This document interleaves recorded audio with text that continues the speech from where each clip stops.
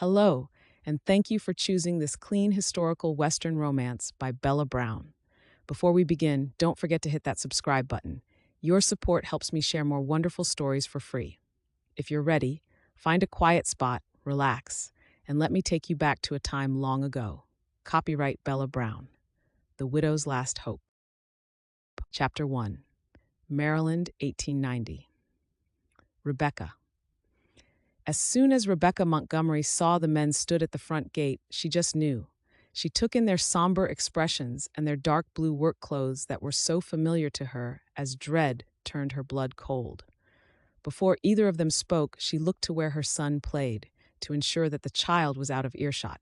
Rebekah stepped away from the baskets around her feet that were full of the vegetables that she'd cultivated with her bare hands, and wiped them on her old checked apron as she gave the two men a tentative smile. Even though she had never voiced her fears to her husband, nor had he acknowledged the possibility, the thought that this day may come had always lurked at the periphery of her mind. Rebekah cleared her throat and focused on not crying before either of the men had spoken, but the overly gentle tones with which they addressed her was nearly her undoing.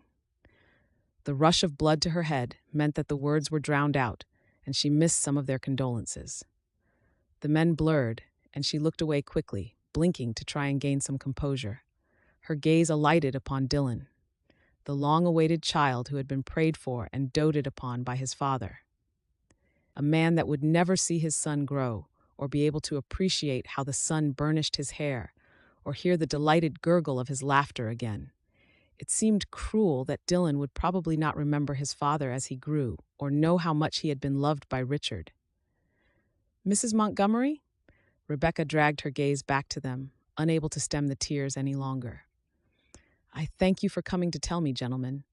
I know that you didn't have to do that. Richard was a good man, one of the best. It was the least we could do, considering his sacrifice." Rebekah's brow furrowed. Of course, Richard had died saving someone. That was just the man he was. Had been, she corrected, and almost choked on a sob. The taller man looked as though he wanted to say more, and he hesitated, but his companion gave a slight shake of his head. "If there's anything you need, you only need to ask."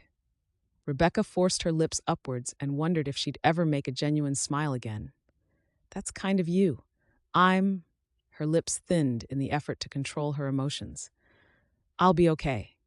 She watched them latch the gate behind them, and then she turned on legs that felt as if they had no bones. She collected up Dylan and walked to the small bench that Richard had made for them to sit on and enjoy their garden space. Grief, fresh and sharp, knifed through her, and she allowed her tears to fall. Dylan reached out a podgy hand to her wet cheeks. "Don't cry, Mama. It will only hurt for a little while."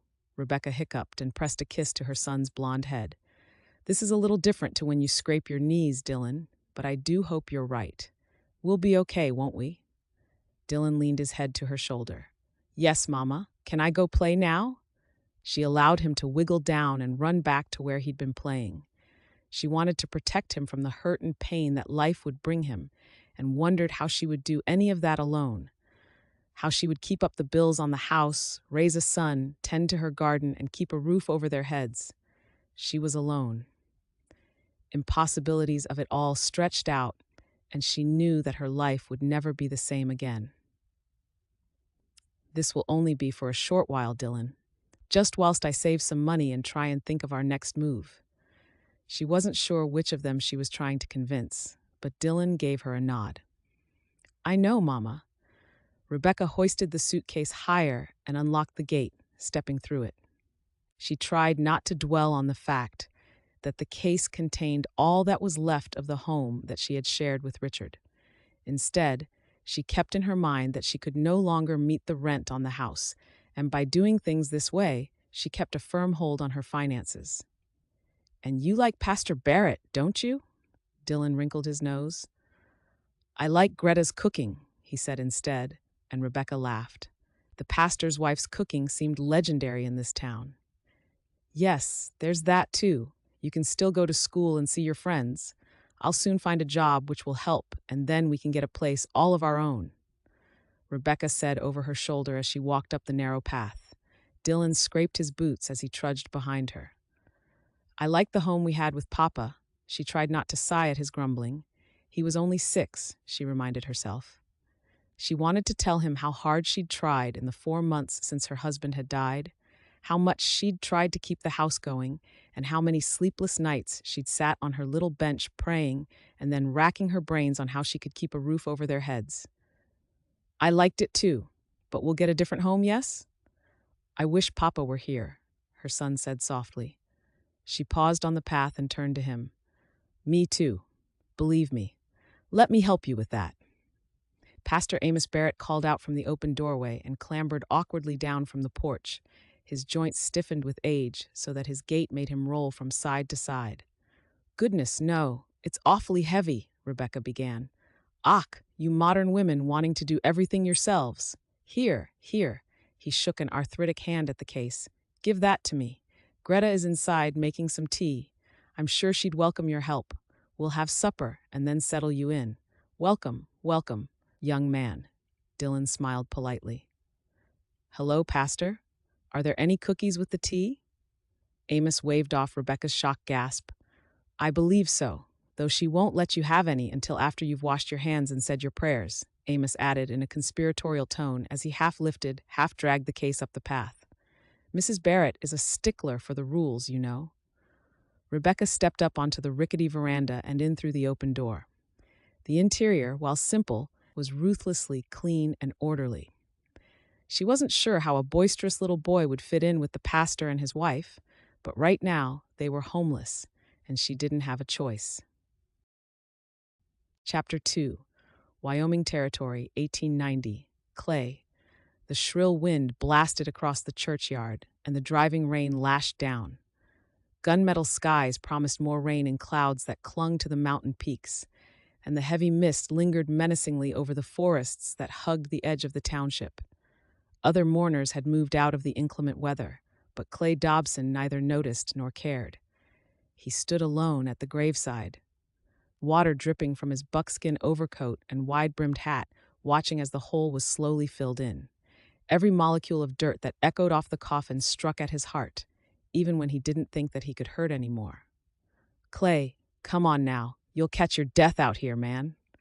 He lifted his stricken gaze to his friend, the dark lashes that framed his green eyes clumped together. I can't leave them out here. I can't, Jack.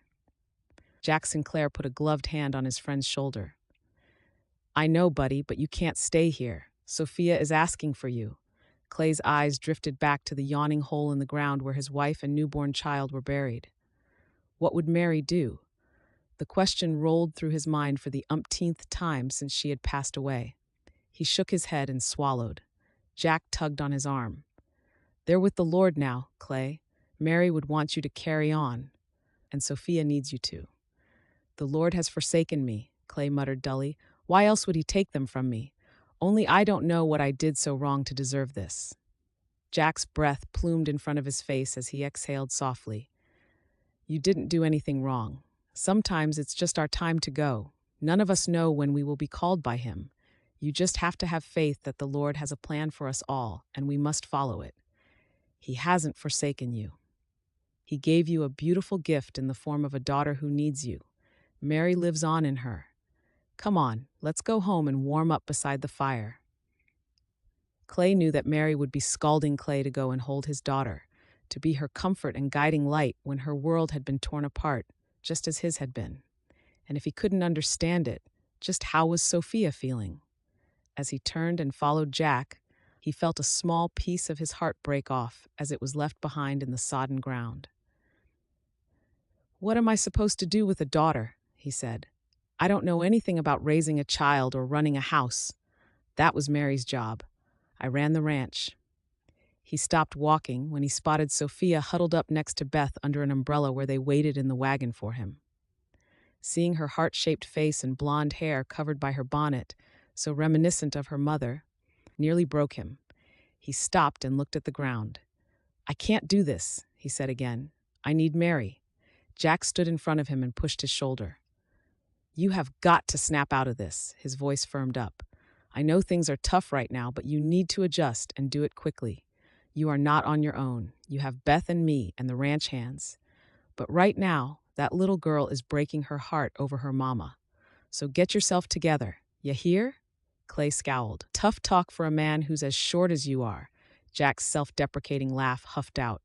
Says the man resembling a drowned rat. Clay looked at Sophia and sighed. Jack was right. He had to learn, and learn fast, how to raise that little girl and be a good role model. With more confidence than he was feeling, he climbed up into the wagon and took the reins. "Papa?" Clay looked at his daughter. "Yes, sweetheart?" Her small hand settled on his forearm, and she smiled up at him. "We'll be okay. Mama taught me how to cook and sew. I'll look after you, I promise." Clay pushed down in his grief and curved an arm around her small form, tugging her closer. Beth, Jack's wife, gave him an imperceptible nod over the child's head as he kissed Sophia's damp bonnet. "I know, baby girl. I know." Fall had pushed the temperatures down, and a brisk wind chased the clouds about in the cerulean sky. Rebekah hunched her shoulders against the nippy air as she stepped out of the fabric store and began the walk back to the pastor's house. She still couldn't call it home, despite Amos and Greta insisting that she call it that. "Mrs. Montgomery?" Rebekah looked to the voice who'd called from across the road. Eliza Pruitt, Dylan's school teacher, was waving at her. Rebekah smiled at the young woman and waited for her. "Miss Pruitt, how are you?" "Oh, very well, thank you. I'm glad I caught you. I've been meaning to have a word." "Oh," Rebekah kept her expression bright even as trepidation rippled through her. "I'm afraid Dylan has had to be chastised today." Instinctively, Rebekah felt her protective maternal hackles rise. "Why? And chastised how?" "Well," the teacher sent her a haughty smile. "I'm afraid he was involved in a fight with another child." Rebekah's brows climbed her head. "Dylan was fighting?" Miss Pruitt nodded, her displeasure evident.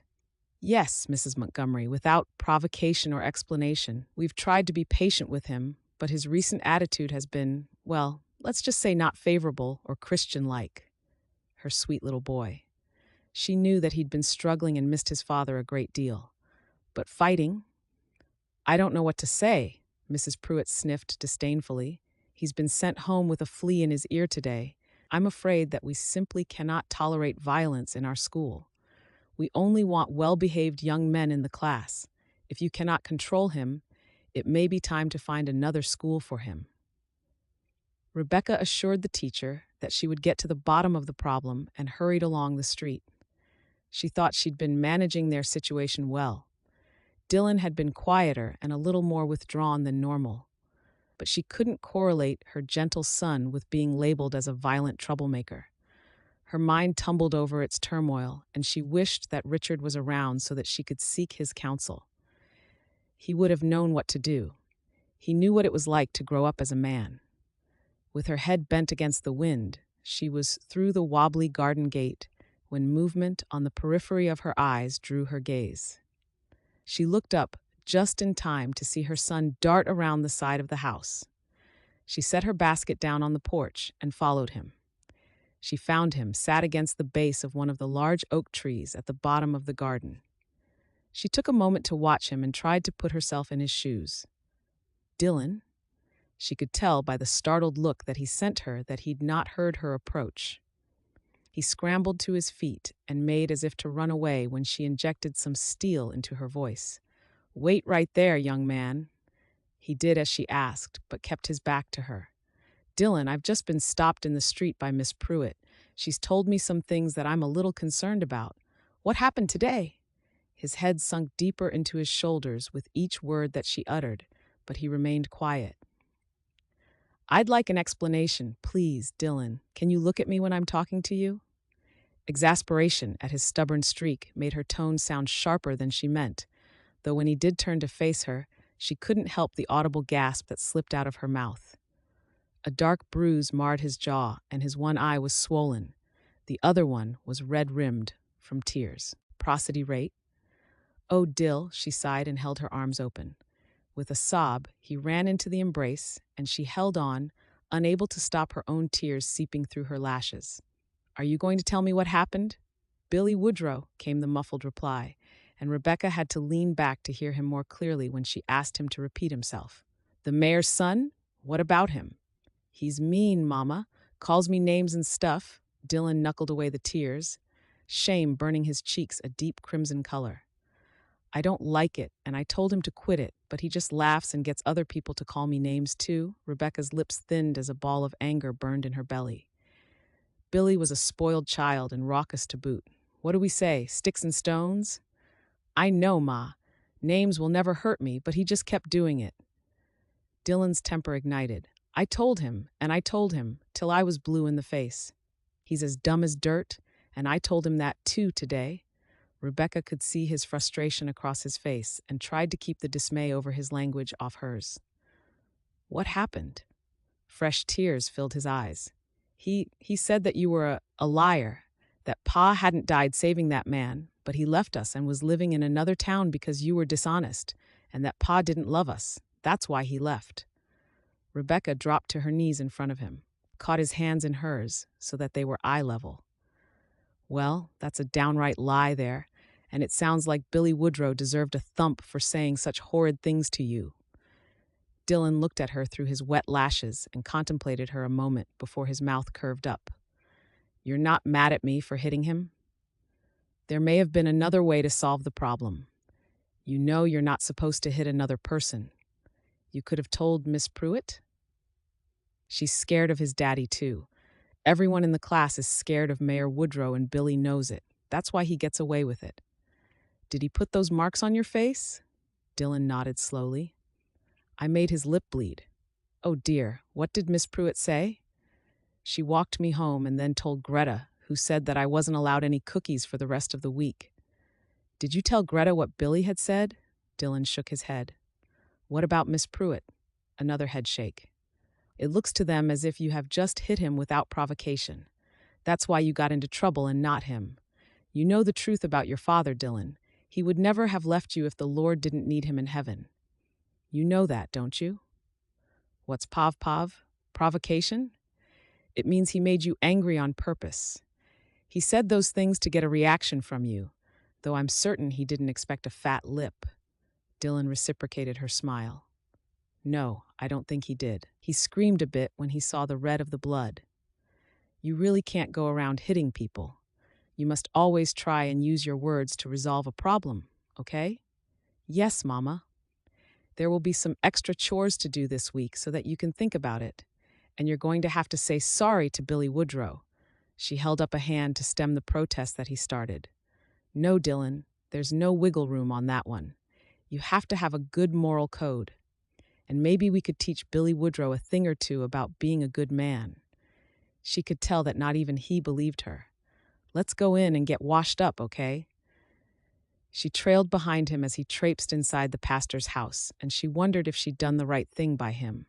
Her heart was bruised by seeing how he was struggling, and she was almost consumed by guilt. Greta met her in the doorway, her expression pinched. He refused to come in the house after Miss Pruitt dropped him off. I must say, I am mightily disappointed by the news, Rebekah. How can I sleep at night, knowing I have such a ruffian under my roof? I know, Mrs. Barrett, but there was some goading and bullying by the other child. Billy Woodrow isn't without blame in this. Greta clasped the cross that hung around her neck. I do hope that Dylan isn't losing his way. He needs to pray and find his way back to the Lord. No one likes a liar or a thug. Rebekah bit back on her sigh. Dylan isn't a thug, Greta. Billy said some very mean things about Richard and me, things that no child should have to hear. I have half a mind to go and speak to the mayor's wife and have her address her son in the way he speaks to others. Greta shook her head.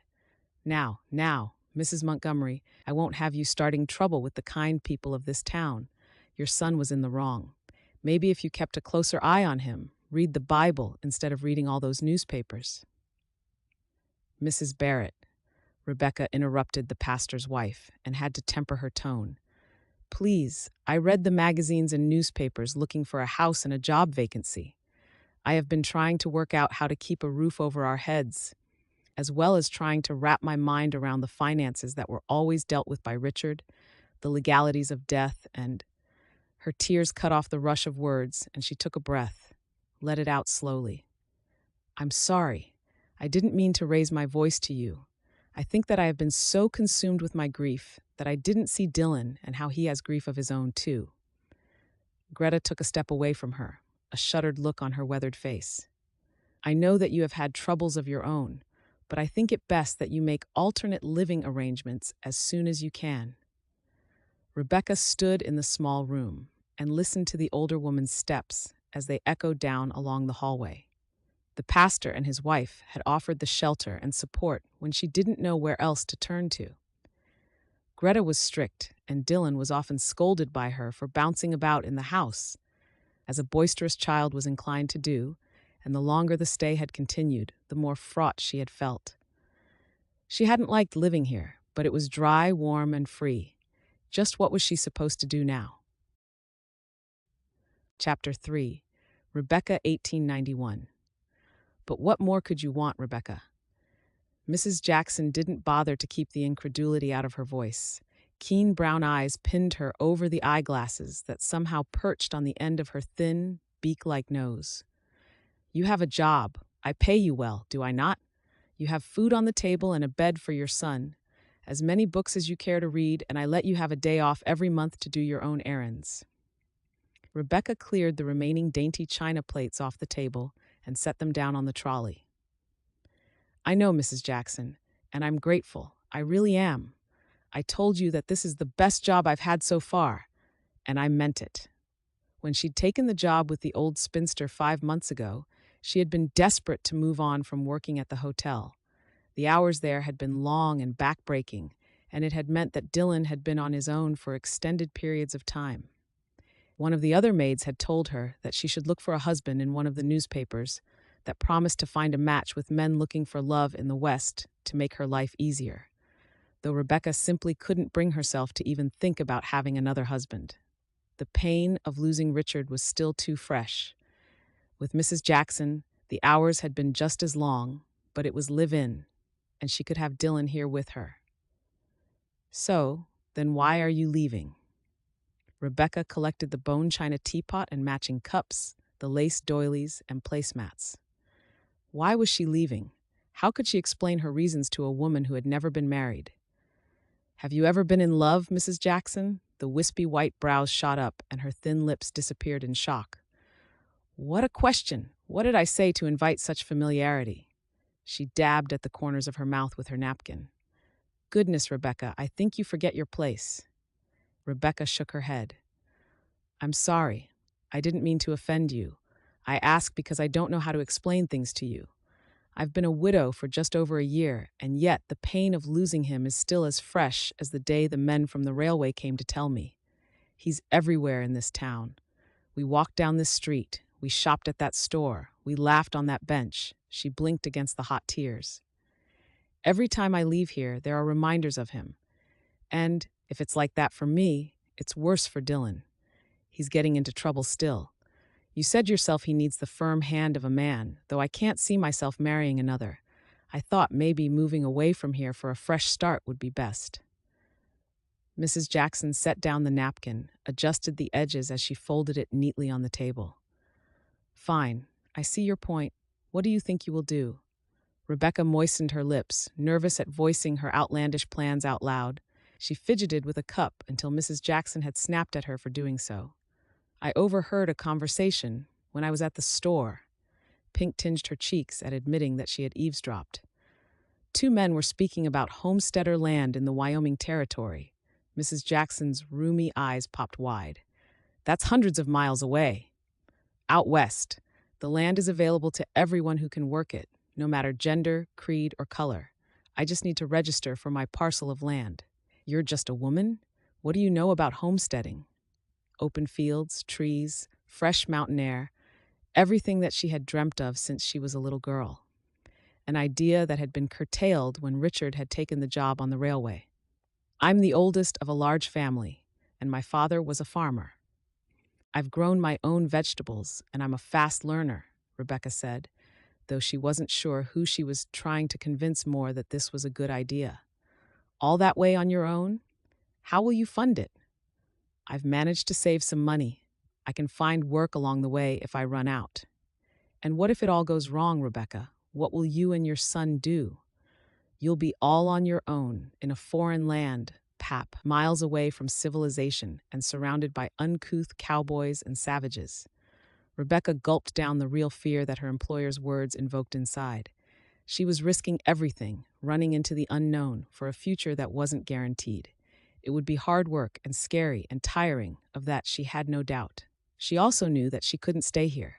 If I don't try, how will I ever know? Clay Jack Sinclair stamped the snow off his boots onto the little veranda that skirted Clay's ranch and, without bothering to knock, stepped through the door. His breath plumed in front of his face, even inside. The fire was filled with cold ashes, with a dusting of them that had blown out from the grate and coated the flooring. Jack took a slow look around. Debris and clutter littered the floor, empty whiskey bottles and broken glass.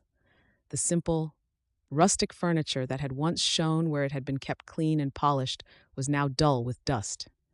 The snort from in the corner drew his gaze, and he saw the dark head that lolled to the side. A lick of temper sparked inside, and he walked across to where Clay sat in the armchair, repose in his drunken state. Jack sighed and dragged a hand down his face. Movement to his left showed Sophia lurking, her face mussed from sleep. His expression softened. "Hey, little miss, did I wake you?" Sophia dug her knuckles into her eye sockets, but shook her head. "I was about to start supper." Jack wasn't sure how she would cook when the fire needed emptying and relaying. "I came to see where your pa was. He hasn't shown up for work again today." It had been weeks, but he didn't want to voice his concerns to the small child. She looked like she had enough woes on her thin shoulders as it was. Sophia's eyes darted to her father's slumbering form. "He's been awful tired." Jack gave a little nod. "Why don't you come home with me? Beth has some stew on. You look like you could do with a good meal." "I was just going to have some beef and some bread."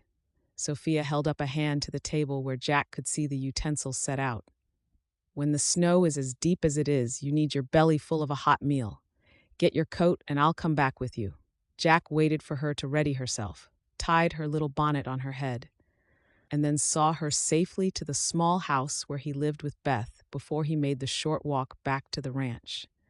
He'd moved into the place when he'd first married Beth. Alongside the bunkhouse, it meant that he was close at hand for work. It also meant that he could see for himself just how little his boss had contributed to his ranch since Mary had died 4 months ago. Clay hadn't moved. By the time Jack had swept up the glass, cleared away the empty bottles, and lit the fire, he'd worked himself into a sweat and was pretty good and mad at his best friend. "Hey!" It took a nudge with his foot to get Clay to crack open one bleary eye. "Hey!" Clay's eye snapped shut, his brow dropping over it so that he sat scowling. Jack kicked him this time. "What?" Clay mumbled. "What are you doing?" "I could ask the same, Clay. This place is disgusting." Clay dismissed it with a wave. "'S fine. You must have cleared out one of the saloons in whiskey, judging by the number of bottles I've just picked up." "Persody." "You nag like a woman," Clay muttered, shifting in the chair and then groaning in protest as he clamped the sides of his head.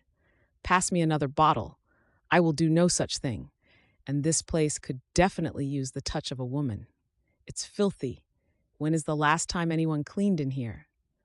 "Sophia is trying her best."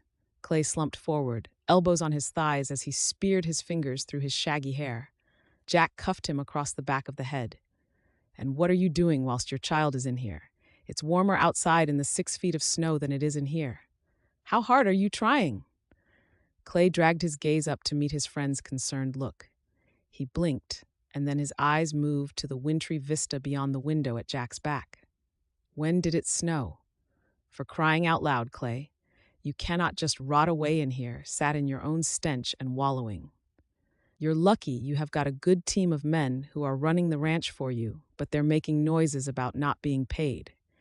I've done what I can with what I can get a hold of, but you need to get yourself together. I've just taken Sophia over to ours. She doesn't look like she's had a decent meal since Mary passed away. I've tried to be patient with you, but tent." Irritation flashed across Clay's face. "I told you to stop nagging at me. I'm fine." "Whatever you are, fine is not it. This has got to stop. You haven't worked properly in weeks. I thought you were doing so well at the start. What happened? I tried, Clay replied simply. It just wasn't enough. You need to try every day, starting with this place. The barn is cleaner than in here. You need a woman in here. You could try for one of those catalog women. Find yourself a wife who will... No, Clay roared, pushing to his feet. Pain contorted his features as he weaved unsteadily. I don't need you in here guilt-tripping me, trying to run my life. Run back to your own precious life. Leave me alone. You think you can use size and brute force to intimidate me, Clayton Dobson? Jack squared up even though he fell woefully under Clay's chin. I won't go away. I won't let you flush a decade of hard work away because you've given up. We have stood shoulder to shoulder for too long. If you don't want a wife, fine. At least find someone who can help you with the house and take care of Sophia. I am managing without anyone. Clay jabbed a finger at the door. Don't let that hit you on the way out. Clay, Jack tried again. You can't. This isn't. Get out, Clay bellowed. Just get out. Now. Jack wanted to shake him, to try and knock some sense in him, but the obstinate set of Clay's chin meant he would be fighting a losing battle. He collected up his belongings and slunk out of the door, slamming it for good measure to show his displeasure. He paused on the porch, tried to get his bubbling temper under control as he dragged on his gloves, settled his hat on his head. He heard the footsteps moving around inside the house, and just for a moment at least, he turned back to the door expectantly. He heard the clink of glass, heard the grumble of Clay's voice as he mumbled incoherently, followed by the chair being dragged over the wooden floor. Jack crept to the window and was flooded with disappointment as he cupped a gloved hand to the glass and peered in. Clay had pulled the chair in front of the roaring fire, but he was tipping a bottle to his lips. With a disheartened sigh, Jack turned and made his way back to his house, unsure of what else he could do to help his friend snap out of this dark hole he'd slid into. Chapter 4, Clay. At first, Clay thought the screaming was a coyote or a wolf. He opened his eyes and tried to get his bearings, ears tuned through the silence. He swallowed down on an arid throat and grimaced. The dull thud of a headache pulsed through his skull as he sat up in the chair. He scratched absently at the scruff on his chin as his body objected to movement. Another drink would take the headache away. A chill shimmered across his skin, even though the fire simmered low in the grate, casting a low light around the room. The night sky pressed against the window, though Clay could see where the snow puckered up along the frame outside. He had no memory of the fire being lit, and as he came to his feet, he saw the ashes where the logs had brimmed over the edge. He tripped over a bottle by his feet, cursed lightly as he stumbled towards the kitchen area. He pulled up short when he saw his daughter crouched on the floor near the stove, clutching her arm to her chest. Sophia? His heart stuttered at her tear-stained face that turned to him. What's wrong? She shook her head, tears running over her cheeks as she tried to stand, though she sucked in a breath. Nothing, Papa. Have you hurt yourself? He leaned forward, the ground pitching beneath him so that he had to lean on the table to keep his balance. The Keith balance, and his gut rolled nauseously. He inhaled through his nose. A little, she murmured. Let me see. No, it's okay. She sent him a small smile. I don't want to worry you. His brow quirked at the simple words. Who's the parent here? I caught my arm on the stove, she sniffed. He gently took her arm by the wrist and pulled it away from her. The gasp of discomfort drew his concerned gaze. A long red welt scored her arm, the skin already blistering. Oh, sweet, this needs some burn ointment. Your mama, she kept some here somewhere. He crossed to the cupboard and opened the hatch door. He remembered when the pantry had been full of spices and food, meats hanging and battered tins lined up. Now, the shelves were bare, except for some vegetables that had dried brown. Clay used the back of his hand to stem the musty smell. I used it all when I poured the water on my foot, Sophia admitted quietly. Clay turned back to where his daughter was stood, watching him, misery etched on her face. Disarray was all around them. Plates and pans, a bucket on its side, a discarded jug. The sink had a drip from the pipe that drained the water away to the outside. He felt as though he was emerging from the fog that had clouded his mind.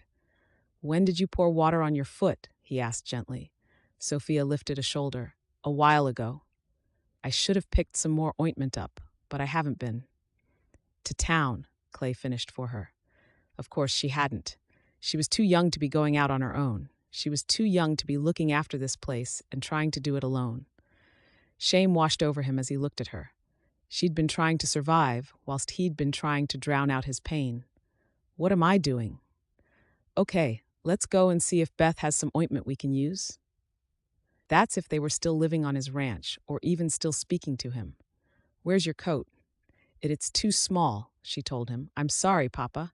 No, he told her fiercely, dry eyes burning. No, you do not have to say you're sorry, Sophia. I'm the one who is sorry. I don't know. From now on, I'll get this fixed.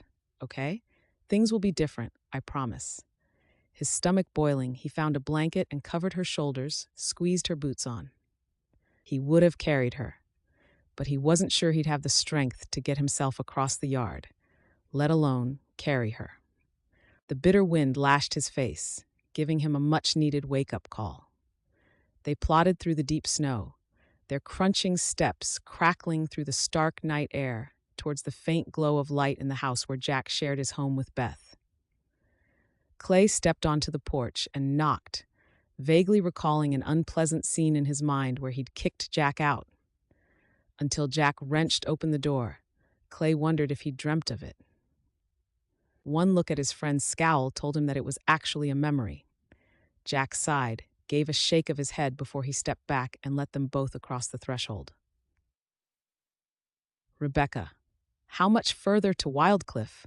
Rebekah asked the man, trying to keep her tone neutral so that she didn't sound ungrateful. The man didn't make eye contact as he closed up the stagecoach door, tapped it twice for good measure to signal to the driver. Next stop but one. His voice sounded bored as he hurried off. Rebekah settled herself back, her right arm deadened by the weight of her sleeping son leaning against it. She brushed an absent hand over his soft hair, so similar in color and texture to his father that it made her ache. She looked out of the window as they once again set off on their journey. Goodness, I swear they search for the bumps in the road deliberately, the woman who was sitting along from Dylan said. Then roll these wheels straight across them just for fun. Rebekah felt her lips twitch in response. The attractive woman had been on the stagecoach since yesterday afternoon and had made minimal conversation with the other passengers.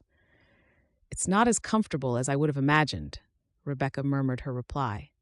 The other woman met her gaze across Dylan's head. Anna White, she said and held out a hand, smiling when Rebekah shook hand and introduced herself. What's waiting for you in Wildcliff? Rebekah's eyes drifted out to the window.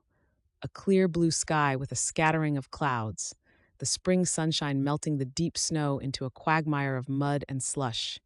The pine and fir trees glistened in the light, sparkling against the frozen peaks jutting up on the horizon. I'm not sure if I'm honest. I'm going to be a homesteader. Blue eyes widened when Rebekah looked back at the young woman. Really? That sounds brave of you. Rebekah's lips curved at the compliment. Or foolish, she amended. Only time will tell which one. Is this your son? Dylan. His father died almost 2 years ago. This is my attempt at a new start. Mine too, Anna replied. My friends all think I've lost my mind, running away to be with a man that I've never met, though there was nothing left at home for me anymore. Kinship made her eyes sparkle. Where are you heading? The same place as you, though my future husband will meet me, I hope. Anna's laugh transformed her face from pretty to downright beautiful, her eyes full of wonder and hope. Rebekah wondered if she'd ever had that look when she was talking about Richard. These days, it just felt like she was simply existing, trying to get from one day to the next. At Rebekah's invite, Anna told her how she had responded to an advert in a paper to a man searching for love, and told her about his land and his sheep farm. He sounds lovely. And how about you? Why a homestead?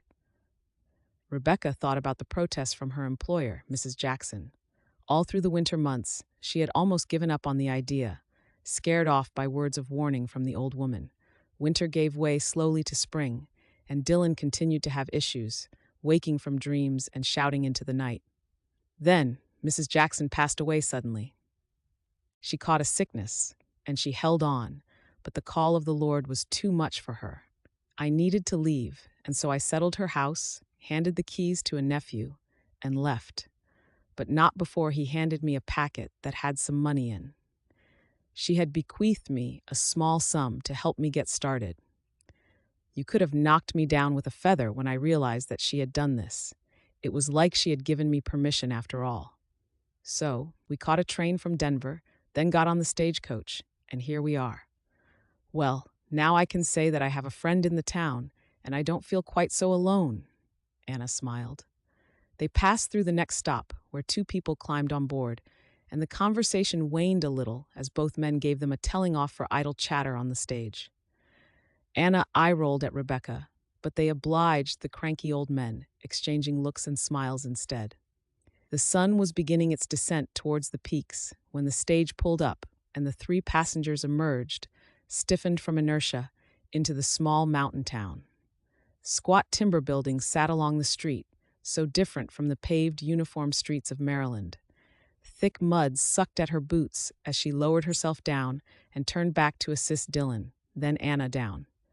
She accepted the carpet bag from the shotgun driver and carefully picked her way across the street. "Are we here?" Dylan asked as he joined her on the deck that spanned the front of the only hotel that she had seen in the town. Rebekah waved to Anna as the young woman was handed into a buggy by a heavy-set man in a wide-brimmed hat, and she sighed. She looked about the road, with more mud spanning the street than she had ever seen in her whole life. Buggies slid their way along as a few stragglers darted across the walkways at the edges. The storefronts were worn and simply listed their purpose in crudely printed signs across the timber frame: general store, barber, apothecary, sheriff's office. About as far away from her old life as you could get. "Yes, Dylan, this will be our new home." "Can I have something to eat?" Rebekah chuckled. Good to see that some things will never change. She took his hand and faced the door of the hotel. "Let's find ourselves a room and see if we can scare up some soup."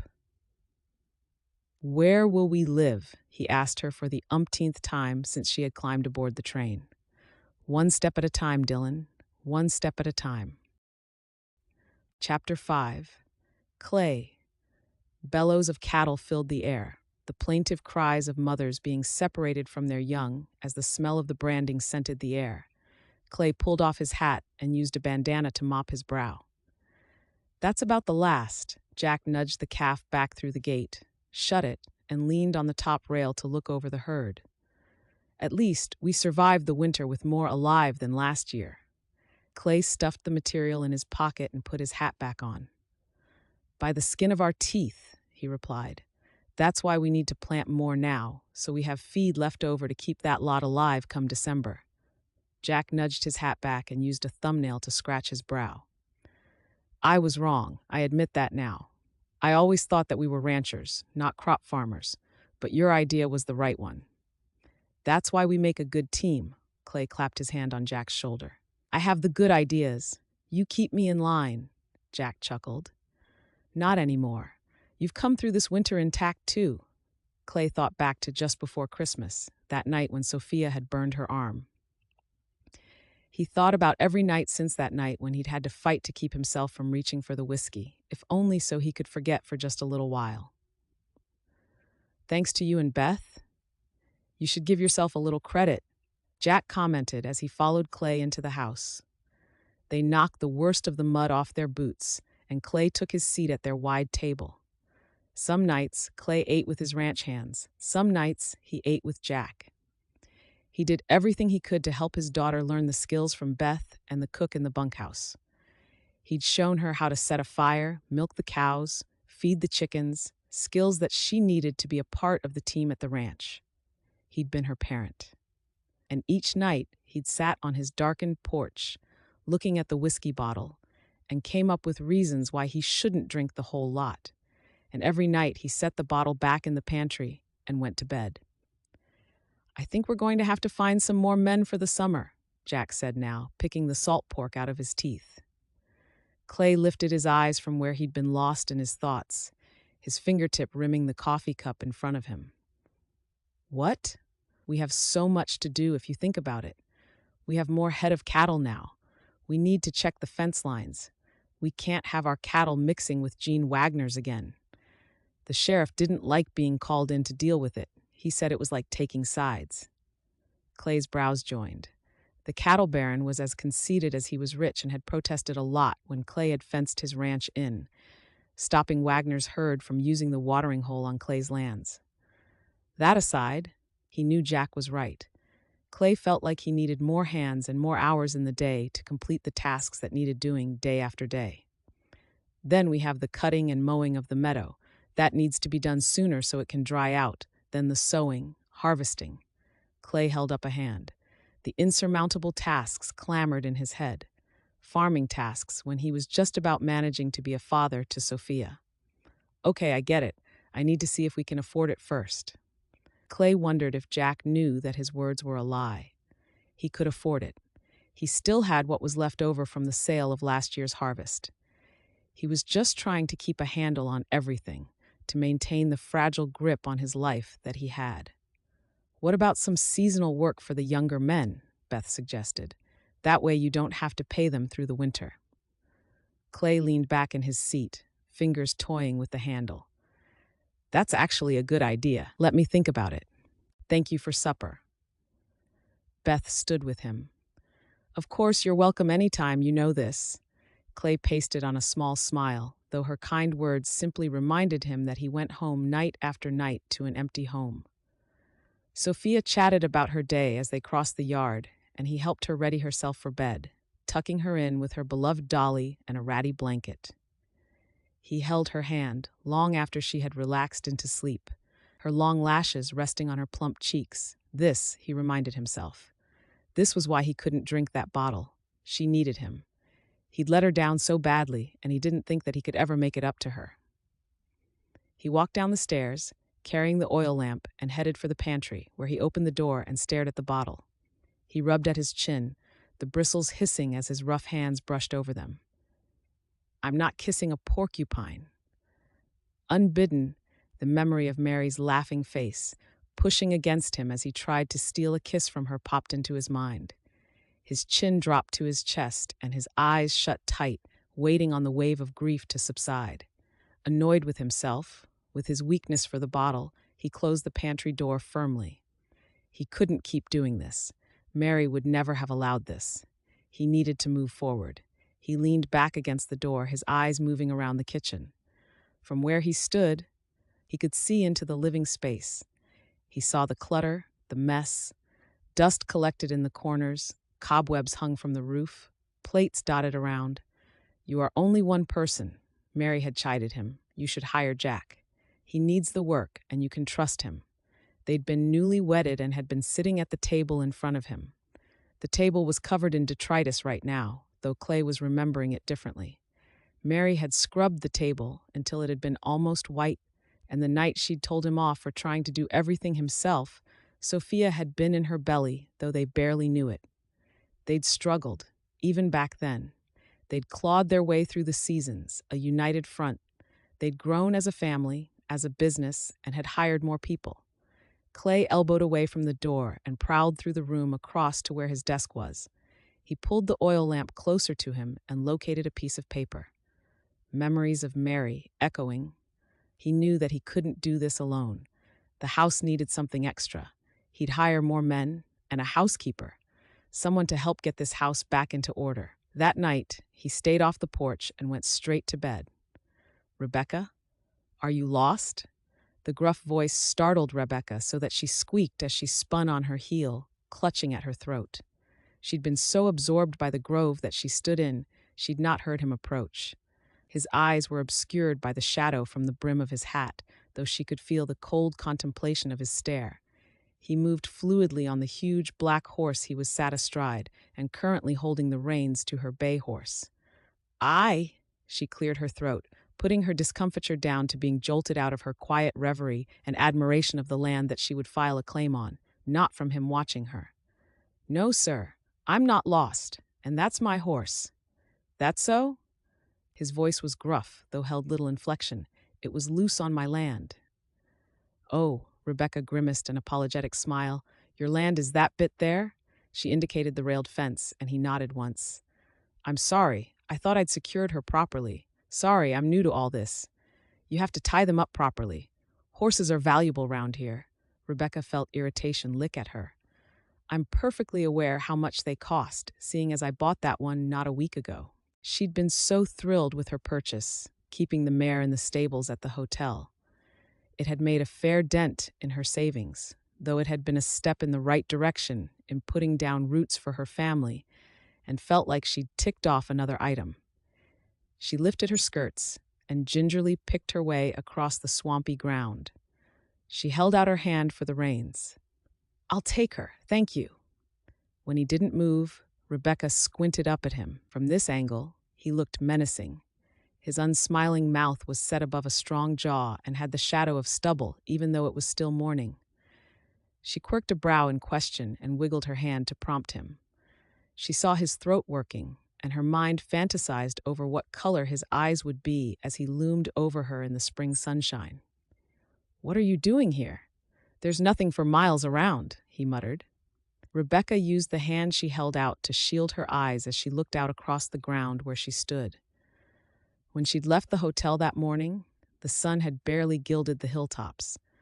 The glistening frost on the trees had melted so that the trees sparkled like diamonds. She looked out across the valley below her. The silvery gold of the willows and cheerful patches of green where the pines stood were back to the gray blue of the hills above them. The land had a grove of whispering pines where she planned on building her cabin from the lumber. She stood between two streams that brimmed with trout, the banks edged with scraps of yellow where rabbit brush grew from. She'd first came exploring with Mrs. Duncan, the hotelier, when the snow had been deep. The old woman had grumbled about being cold and about how isolated Rebekah and Dylan would be. Instead of isolation, Rebekah saw possibilities and her future. I'm going to file my claim on this land, she admitted now when she turned back to the stranger, giddy with saying the words out loud. On your own? What do you know of farming? Are you always so rude? She snapped at him. I have a right to claim under the homestead law. He shook his head. A woman homesteader? His lip curled with derision. Here? Rebekah gave him an eye roll, her irritation kicking up to annoyance.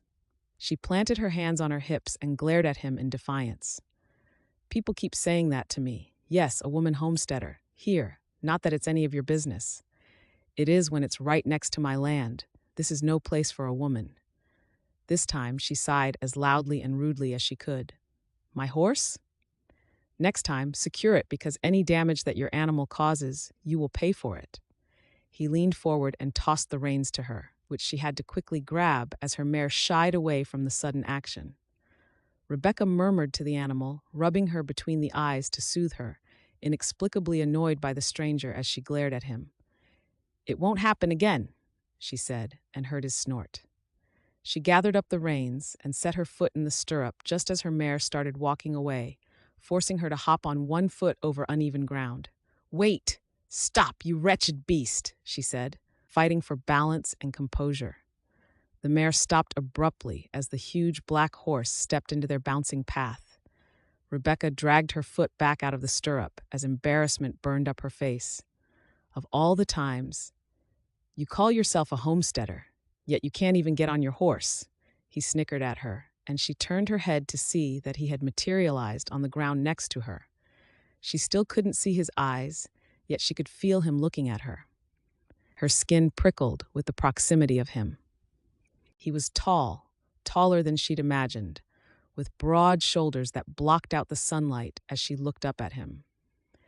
Her heart flopped in her chest, and her blood thickened as she tried to think of something pithy to say, but all coherent thought had scattered.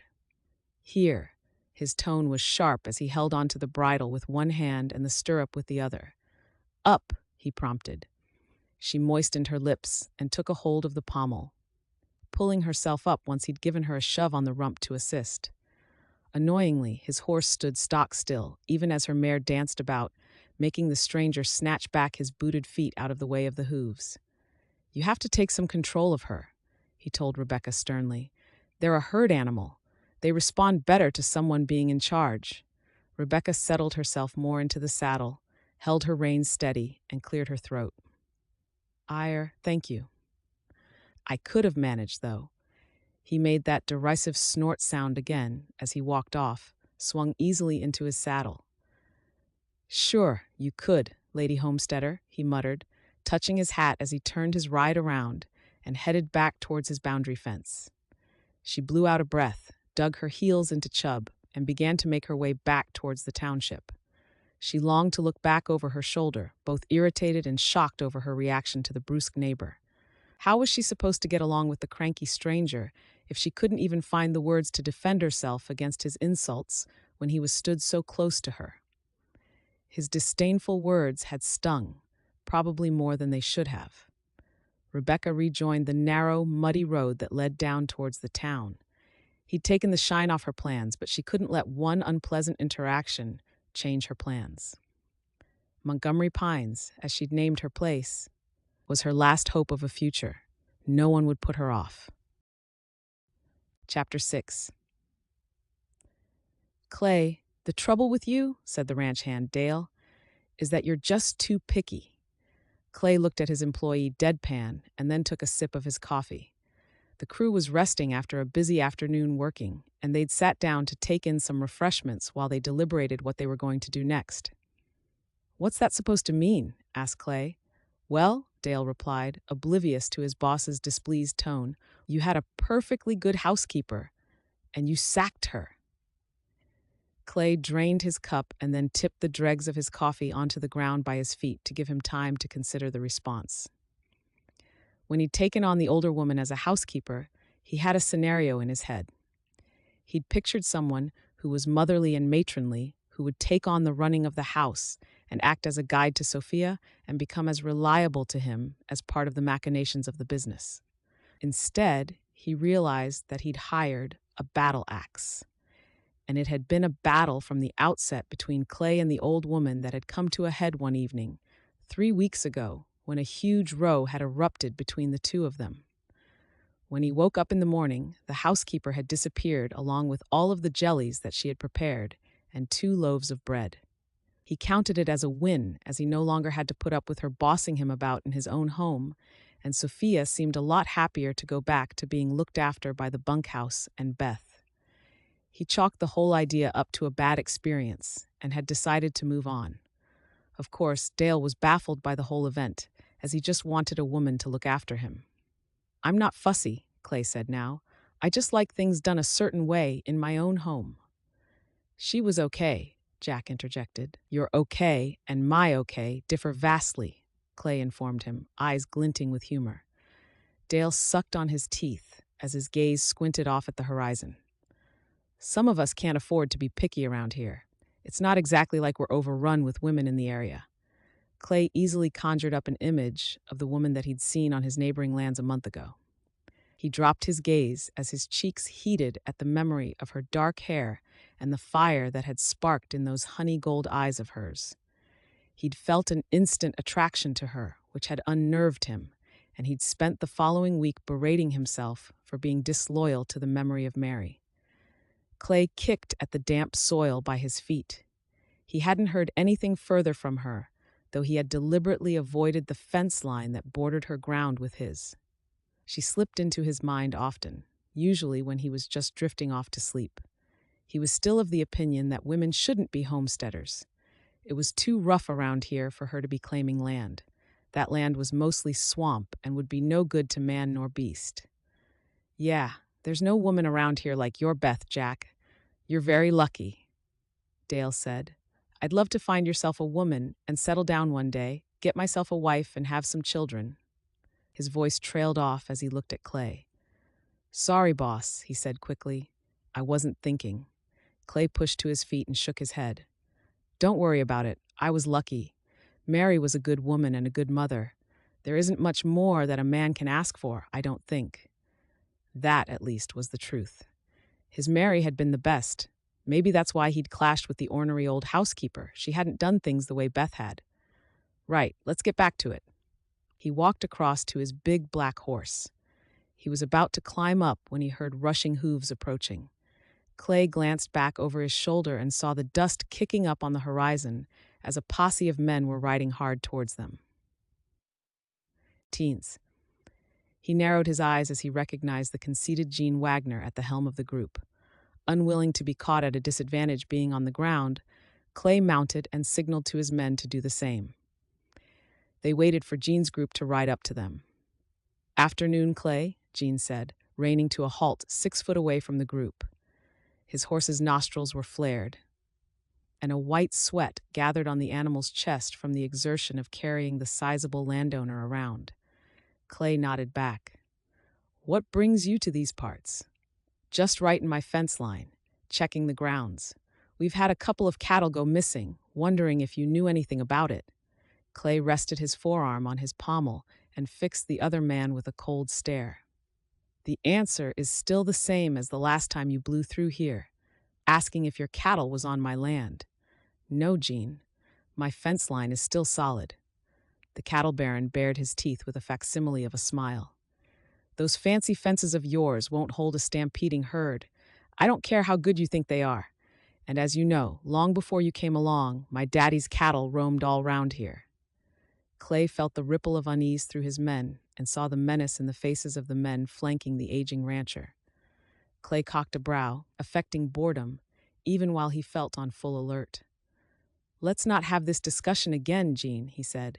"It's mighty boring having to repeat myself about how this is my land and how I'm allowed to fence it off to protect my cattle, as well as my crops from other cattle that might wander onto my land. Now, how about you get off my land and go on about your business?" Gene didn't move. "Have you heard that there's a woman set up shop around here somewhere?" "I heard it from the land office myself," Clay shrugged. "So, what business is it of mine?" He pictured the petite woman and the fire that had flashed in her eyes, and how his body had responded to her. She would be no match for a man like Gene Wagner. No match at all. "All I'm saying is I don't think a woman should be around here. The only place for women is in the kitchen and the bedroom. That's it. It's bad enough I have to deal with the likes of you taking up my land that should be mine." Clay rolled his eyes. He'd heard the same tripe out of his mouth for the best part of the last decade. "I have no issue with people developing and farming the land, Gene. I make it my business to only worry about my own affairs, not to try and run everyone else's. If it bothers you, I suggest you take it up with the right authorities. Now, please do us all a favor. Take your men and leave.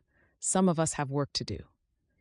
He could tell that Gene was about to start up saying something else, but Clay cut him off, deliberately turning his horse away. He trotted off following the fence, though his senses were acutely aware.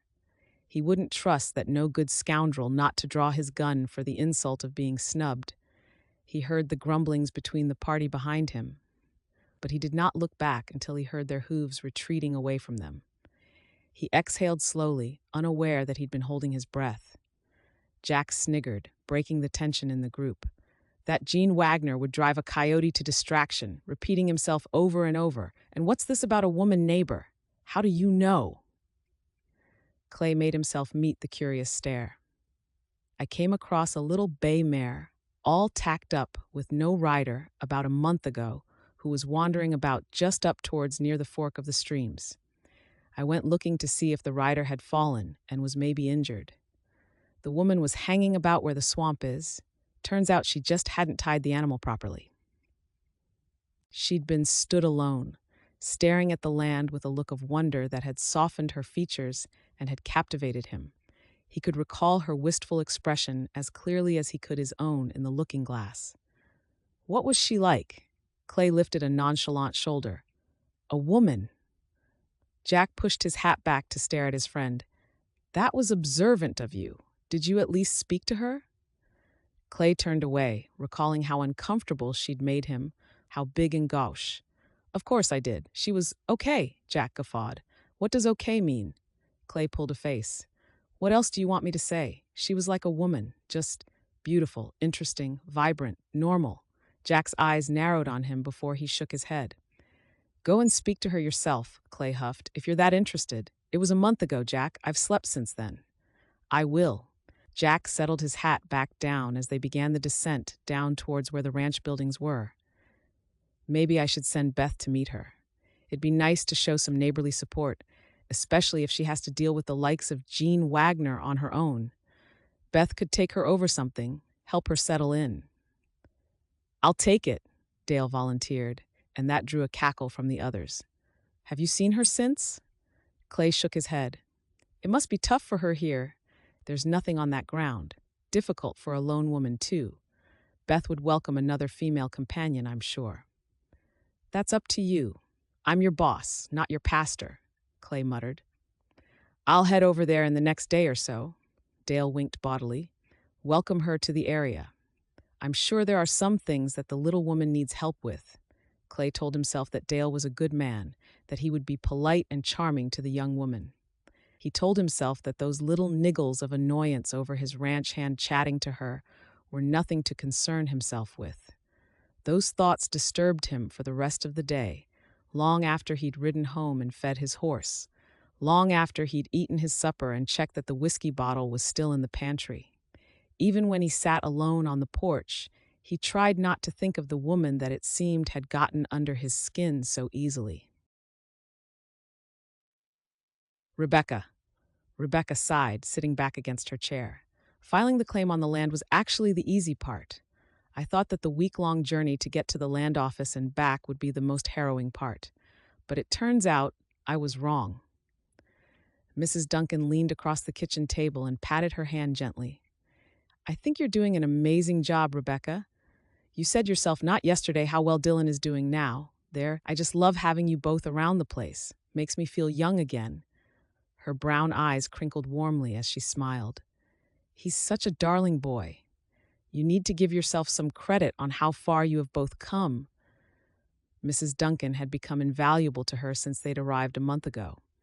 The hotel owner had become her closest friend and ally, helping Dylan adjust to life in a new place, and introducing Rebekah to the local ladies, all of which had eased their transition into the new area more smoothly. "We had some help," Rebekah replied kindly. "Have you considered a bartering system to help you build on the land?" Rebekah regarded her from across the table. She picked up her cup of tea and thought on it some more. "Kind of like the system that we have here, where I work for you in lieu of rent, you mean?" she asked. Mrs. Duncan nodded. "Exactly that. Such a good system around here where some folks don't have much but have skills instead.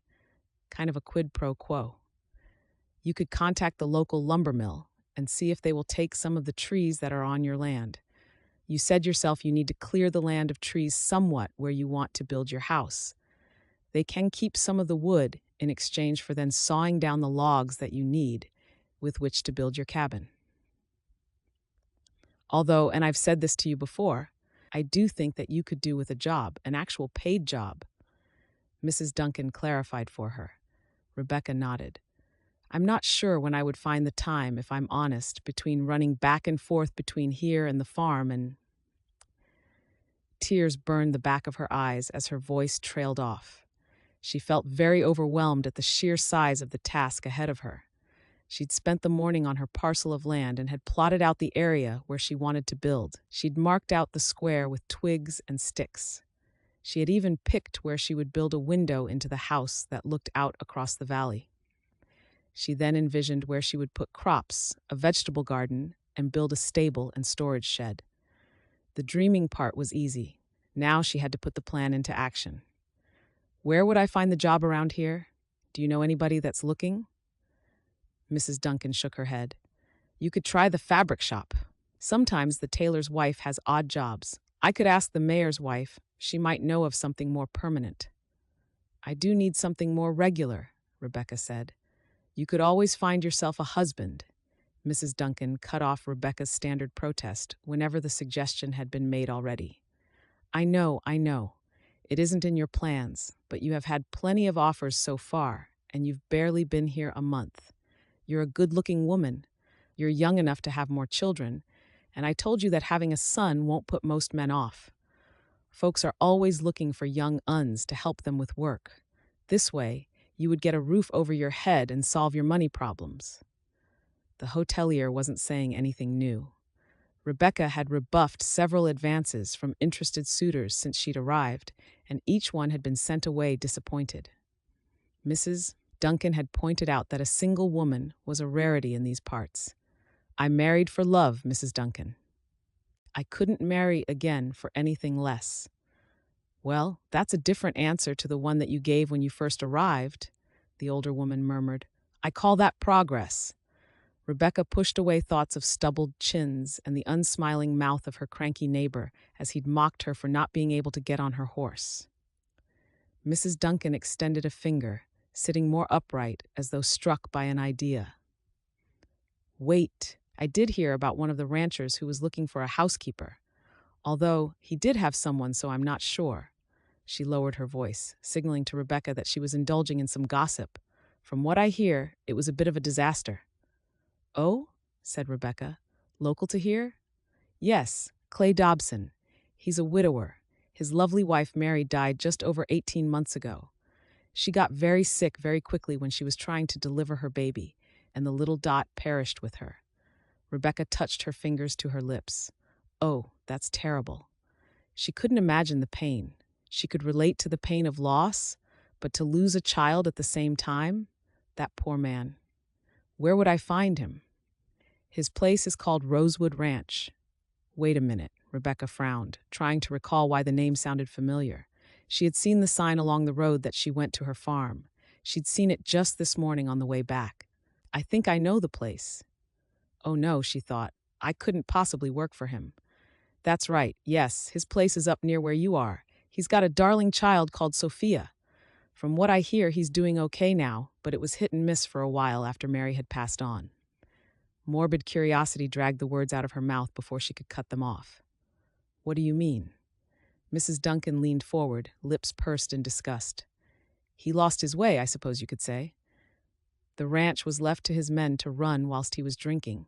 Such a shame about him. He was a good man, once upon a time. Loved that woman wholly. I heard he wanted to climb in with the coffin, but his friends stopped him. Too easily, she invoked up the brusque, unshaven man that had manhandled her, and tried to merge the memory to one of a grieving widower. Rebekah didn't want to admit to the perceptive Mrs. Duncan that she'd interacted with him, or that she'd felt so disconcerted when the rancher had spoken to her. Her visceral reaction to him belied the empathy she now felt over knowing that he'd experienced such a dreadful loss. She had tried not to think about him too much and didn't want to analyze why she'd had such a reaction to the strange man. The rational part of her mind reasoned that it had been a while since she'd been held by anyone, let alone in the tender manner that her mind had conjured up for them.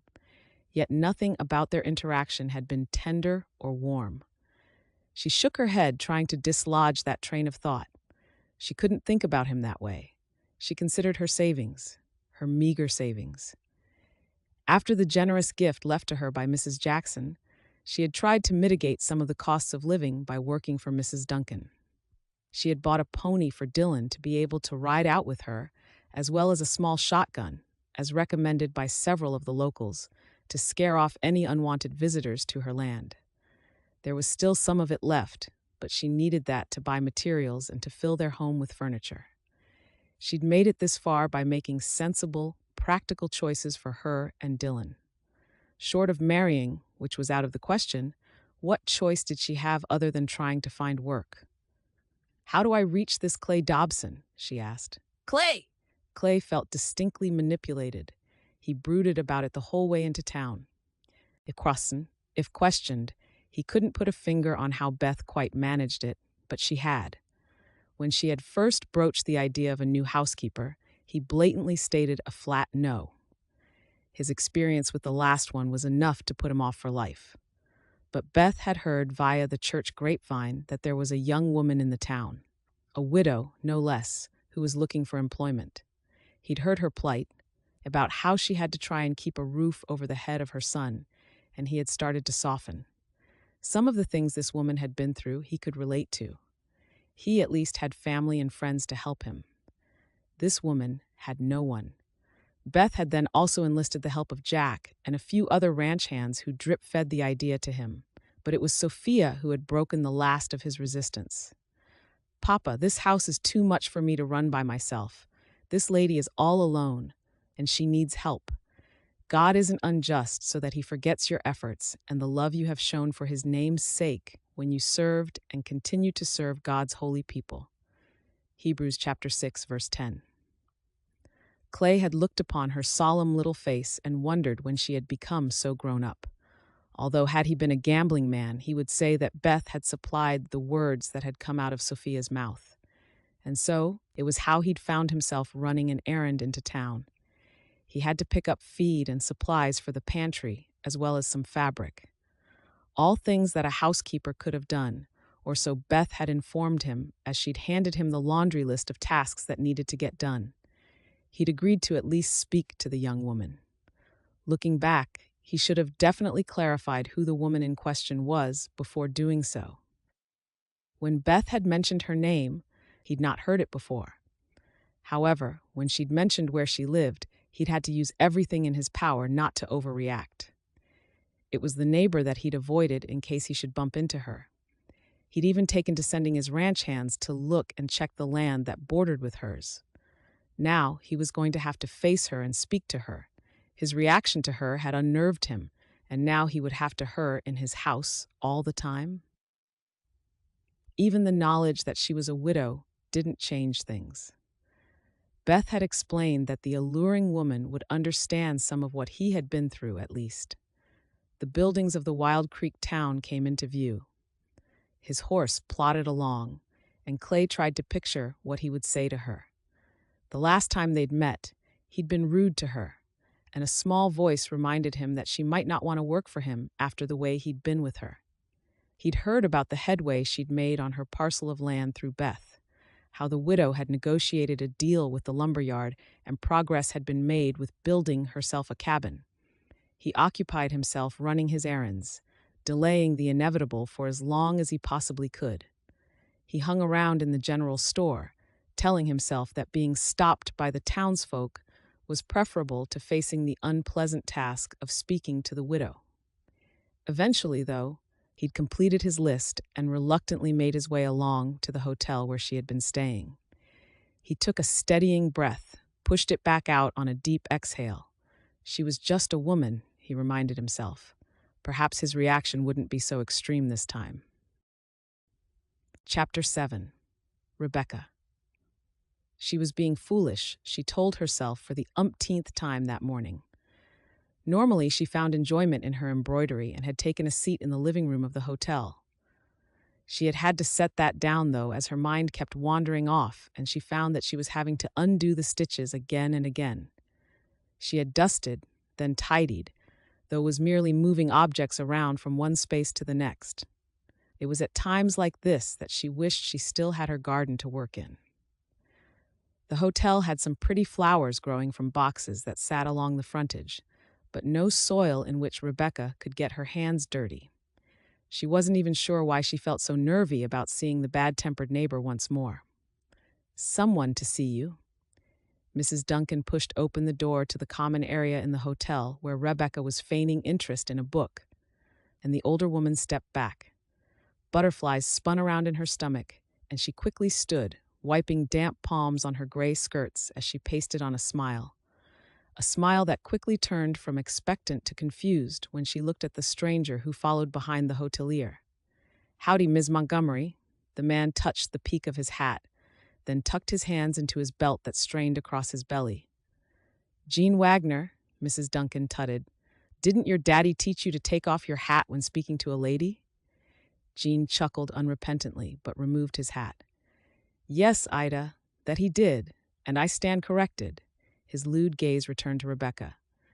Never before had she felt such an instant dislike to someone that she had just met. The reptilian eyes that slid over her attire made her skin crawl. Tufts of rust-colored hair were pulled across his shining palate, and his puce face glowed as he looked at her. "Allow me to introduce myself." "Jean Wagner." Mrs. Duncan cut off his oily tone, fixing Rebekah with a warning look. "He heard how you were looking for work, and he requires a maid over at his house. I informed him that." "Thank you, Ida."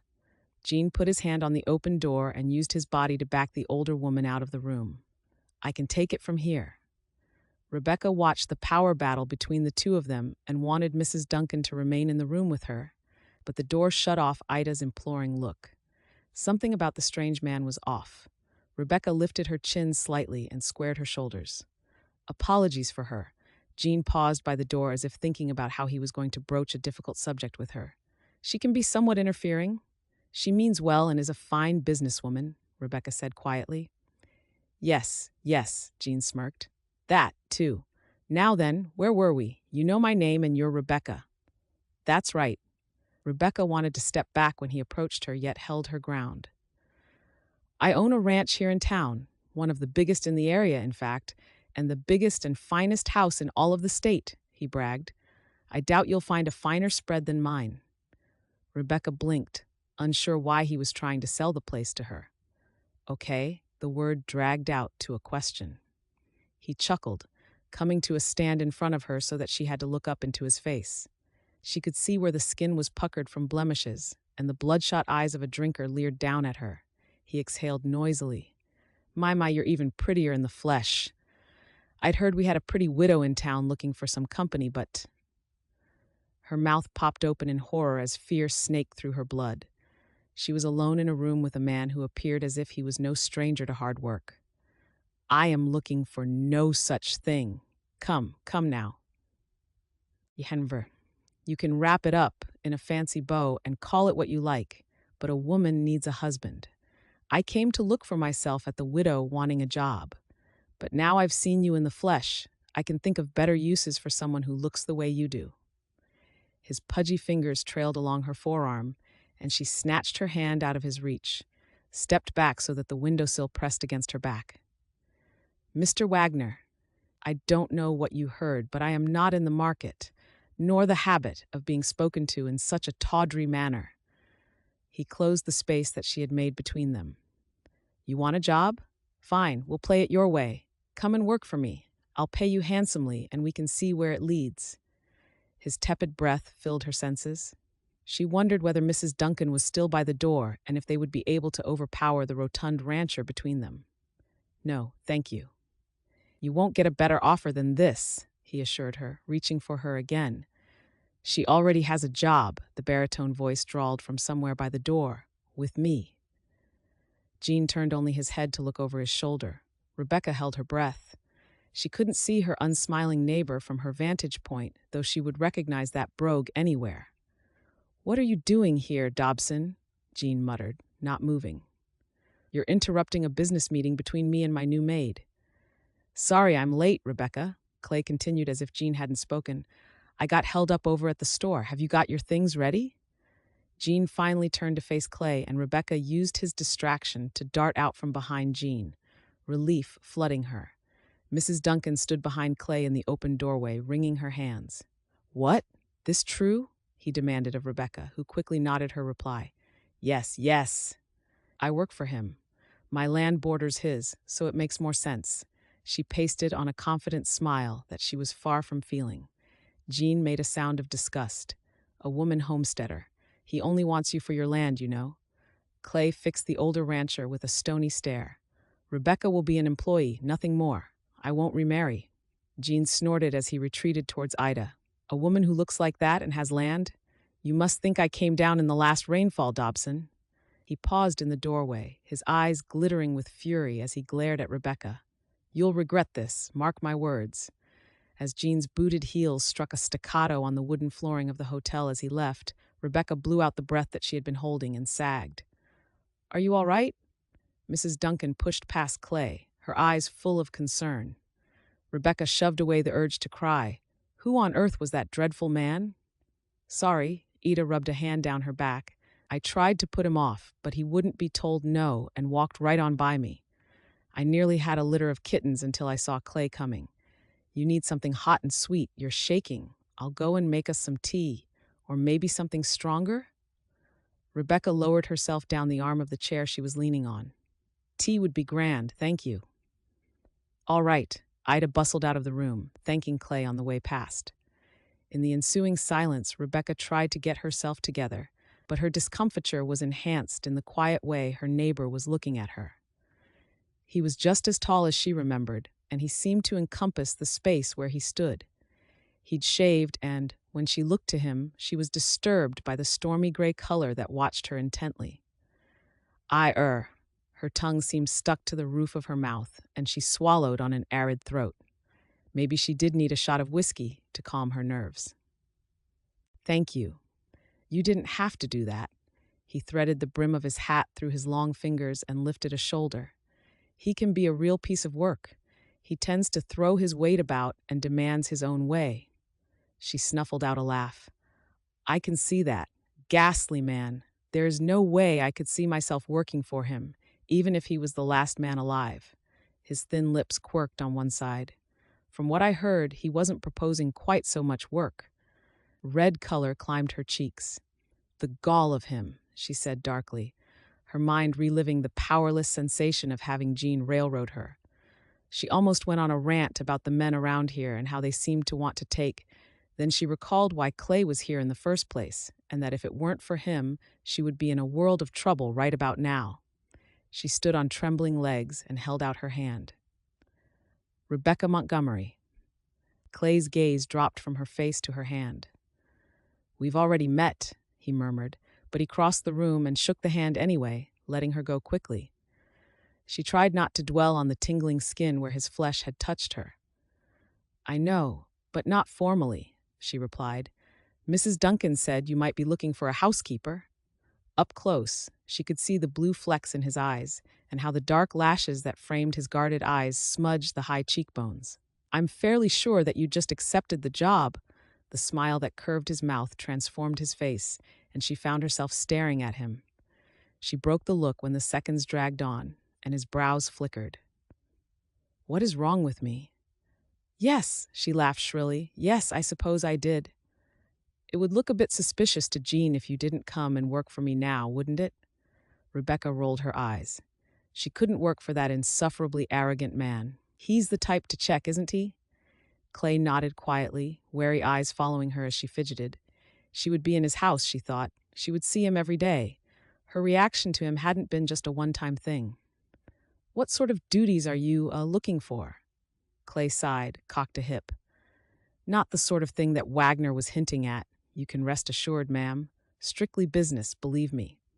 I have no interest in chasing the help about the house, nor in finding a wife. I need someone to clean, cook, mend, and sew. I have a daughter who needs some guidance. His brisk tone helped settle her nerves. Business. She could do business, especially if he was going to be this practical and distant with her. The emotions that he evoked within her would soon settle. I can't pay you much. I'm not as rich as the Jean Wagners of this place, but you would be safe. Ida tells me you've got a sort of bartering arrangement with her. I can spare some manpower to help you settle your lands, build yourself a working farm. How does that sound? Can I bring my son to work with me? He's still not quite used to the way of life out here. I wouldn't trust him to be left alone just yet. Clay blinked. How old is he? Her smile was warm and indulgent. He's 6, but he's a good boy. The frown deepened, and his eyes dropped to his boots. A farm can be a dangerous place. You have to keep him close to you, as I'm not taking responsibility for his safety. She nodded quickly, wafting a hand to dispel his concerns. Of course, I wasn't suggesting otherwise. I'll keep him with me. Are we in agreement then?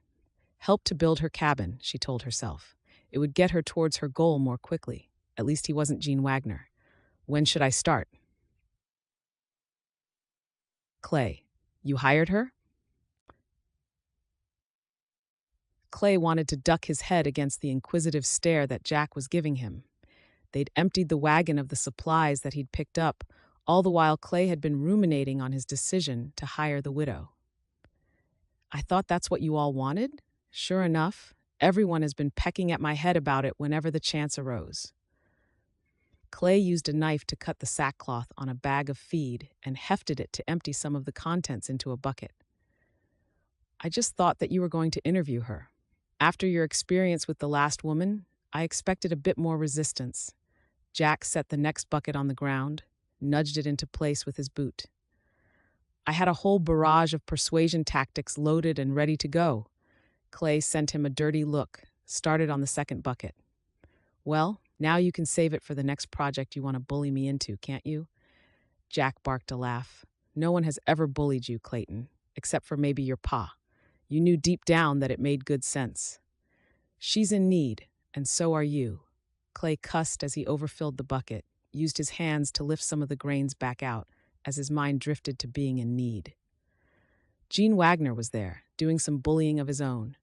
Speaking with the widow, or Ida, Clay reached for a third bucket, dropped the feed in it, and added some more from the bag. With Rebekah, he said quietly. The rage that had boiled up in him in the living room of the hotelier had nothing to do with rivalry and everything to do with safeguarding Rebekah. He'd seen real fear in her eyes as she darted out from behind the aging rancher.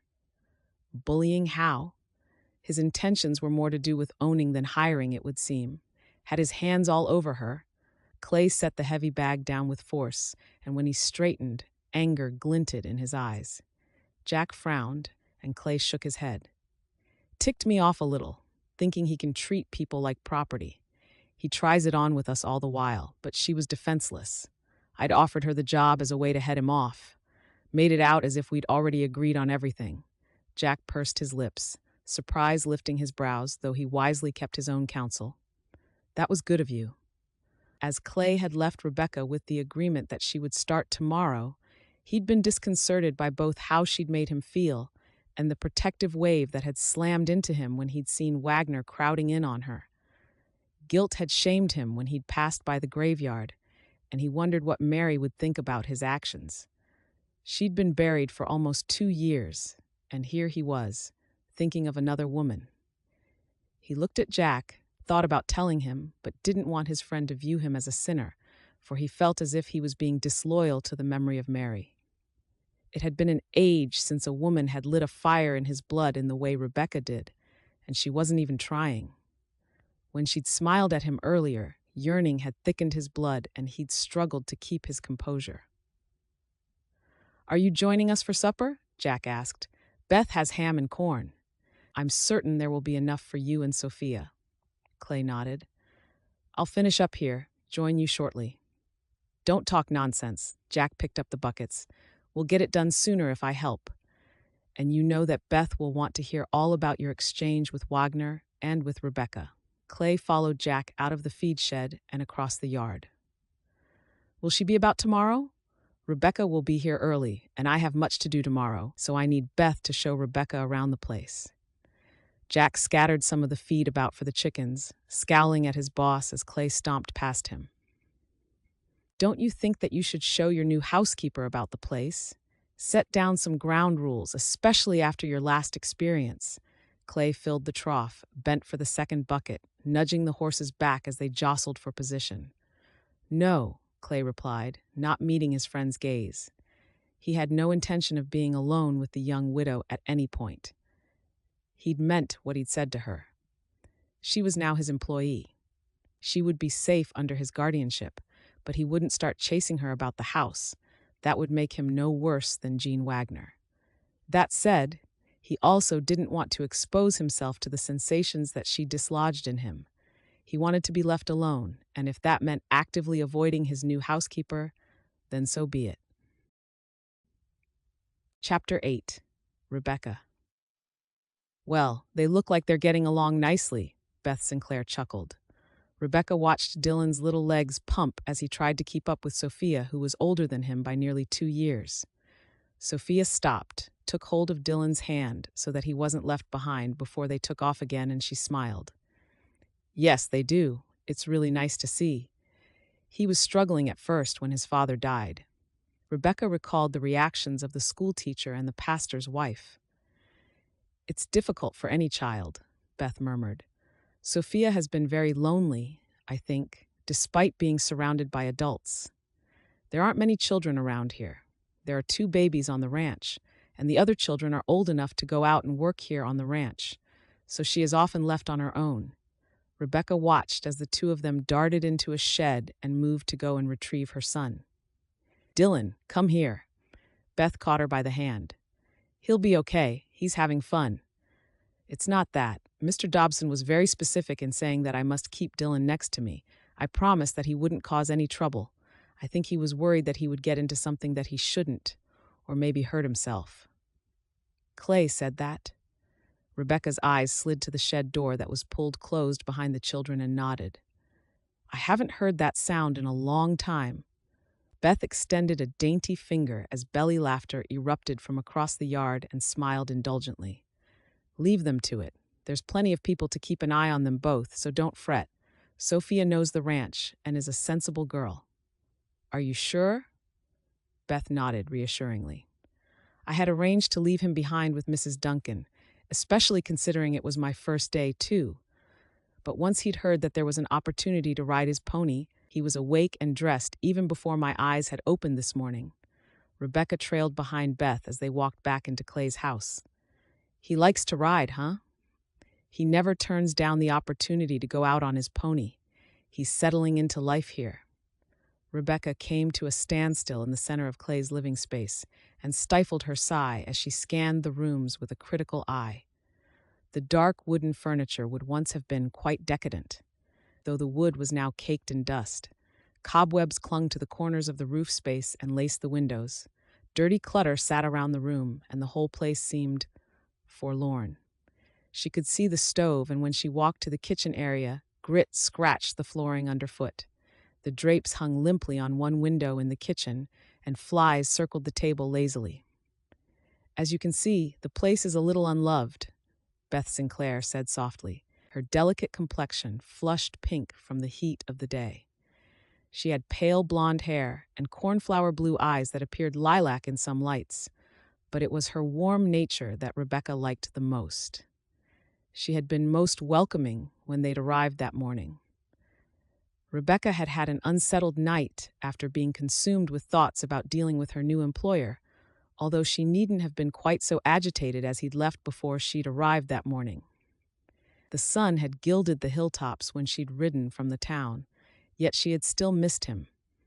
She wasn't sure if she was disappointed or relieved. When she'd remarked that he must have been up and out with the lark, Beth had merely smiled her reply.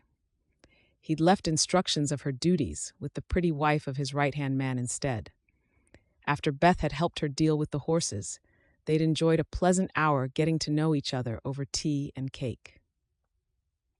She'd only spoken to Beth briefly on occasion after church, though she had never seen Clay accompany her or Jack. Rebekah sent the other woman a quick smile now. It's not so bad. It's all very straightforward, and I've done this kind of work before. I was a housekeeper and a maid, and before that I was a wife, she added with a laugh. A woman's work is never done, Beth said, and patted Rebekah on the shoulder, or at least that's how it often feels. Clay has tried to do everything. Bless him, he really did try, but the ranch always takes priority. It falls on his shoulders as he has men relying upon him to feed their families. And then there was the disaster of the last housekeeper. Mirth lit her blue eyes. Rebekah was longing to ask what had happened, purely from being nosy, but didn't think that her fledgling friendship with Jack Sinclair's wife went quite that far just yet. I can see where needs some attention, Rebekah said. So, he just wants a regular clean and tidy? Yes. The laundry room is out the back, and we can do those together if you like. All of the wives join in. Helps pass the time if we can have a chat and a sing. Oh, I wouldn't like to impose. Poppycock, Beth wafted the air. It's not often us girls get together for a chat, and doing the laundry is boring. You should bring your own over and we can all do it together. You're one of us now. The feeling of suddenly being surrounded, being included in a community felt very much like she was being embraced warmly. That's very nice of you. Everyone is desperate to meet you, and now you have gossip of the Gene Wagner kind, so you'll be even more popular, Beth giggled. Rebekah wasn't too sure about how she felt having her argument with the cattle baron dissected too closely, but still smiled. I'd best get started. Now? No time like the present. She found that she was keen to get started, to help the man who'd rescued her yesterday from acute embarrassment, maybe worse. Okay, let me show you where everything is kept. Beth led the way out of the rear of the house. Small outhouses and an overgrown vegetable patch filled the small yard. Her fingers itched to get into the soil, to turn the ground, and to bring everything back to life. Squeals of laughter signaled children seconds before Dylan and Sophia blew around the side of the house. Seeing the two of them huddled together, Sophia's straw-colored head bent next to the dark head of her son. His grubby face splitting for a grin of pure joy was the best thing that she'd seen so far that year. His smile echoed over her face, and she knew right then that although she had an enormous task ahead of her to build and work her farmhouse, to run and clean another, to raise her son, she knew in that second that coming out here had been the right decision for them. When you're finished, come and find me. Clay has a list of the foods that he likes, or more the ones he doesn't. Beth rolled her eyes. And then maybe I can match up what you need doing over at your place to the skills of the ranch hands that we have here, and we can get started with that. That's what Clay said you'd agreed to anyway. Rebekah felt a little frisson of excitement.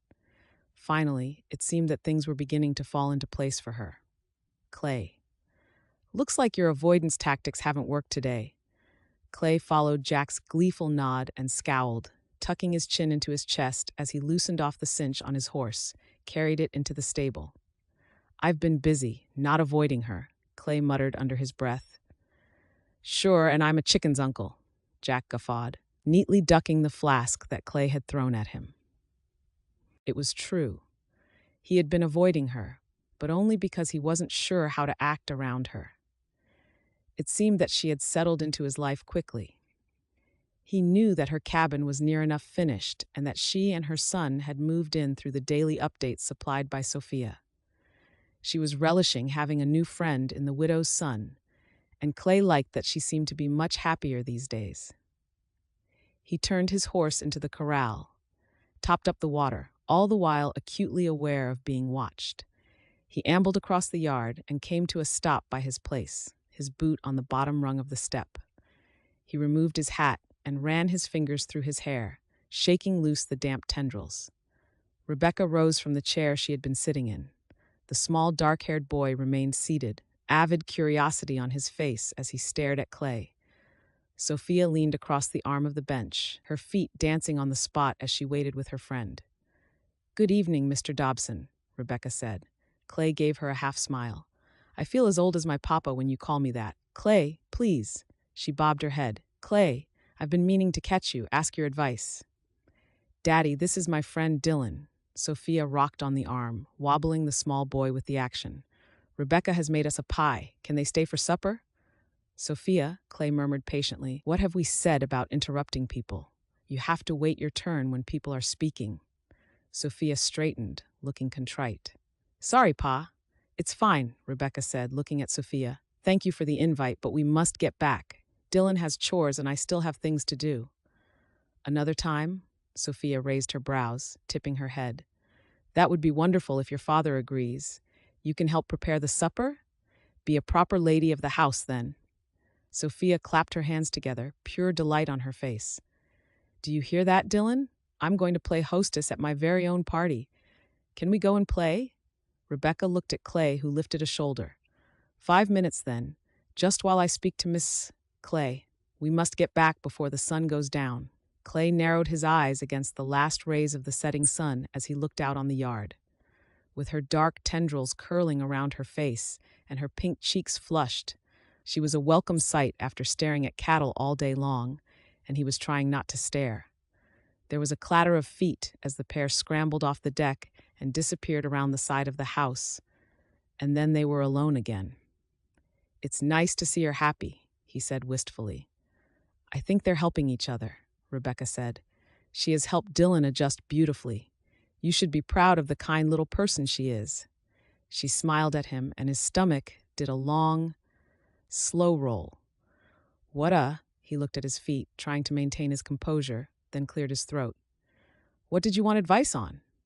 Oh, right, she laughed, a dainty tinkle as she tucked an errant curl behind her ear. Dale said that you'd be the best person to ask. I'm in the market to buy some cattle. Do you happen to know of anyone local selling or know where to buy them from? Clay stared at her. You want to be a cattle rancher? Rebekah giggled. Heavens, no. She laughed some more.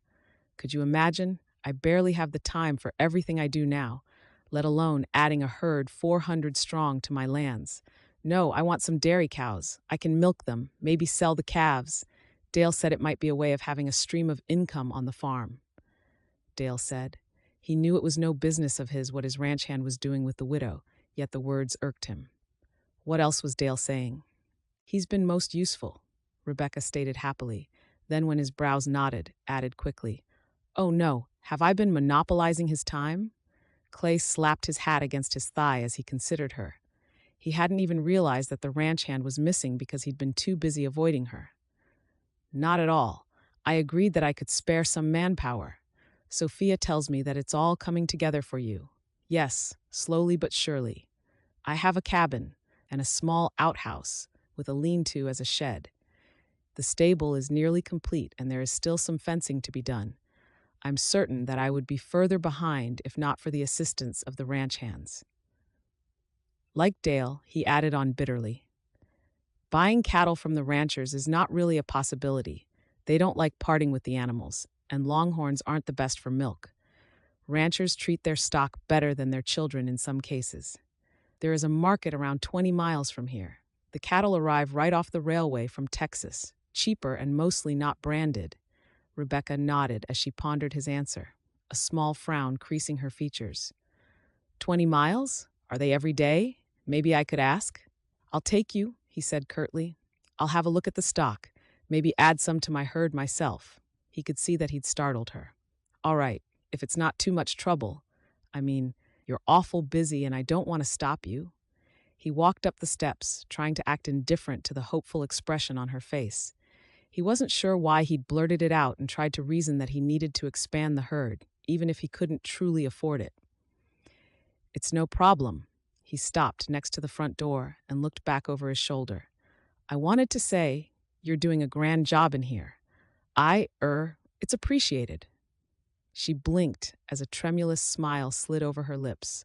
Her shoulders moved on her shaky intake of breath. You're most welcome, Clay. He quickly stepped through, leaning back against the cool wood after he'd shut the door. You're an idiot. Could he have run any faster away from her?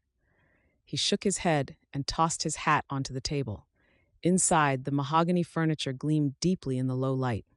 The fire had been set in the cold hearth.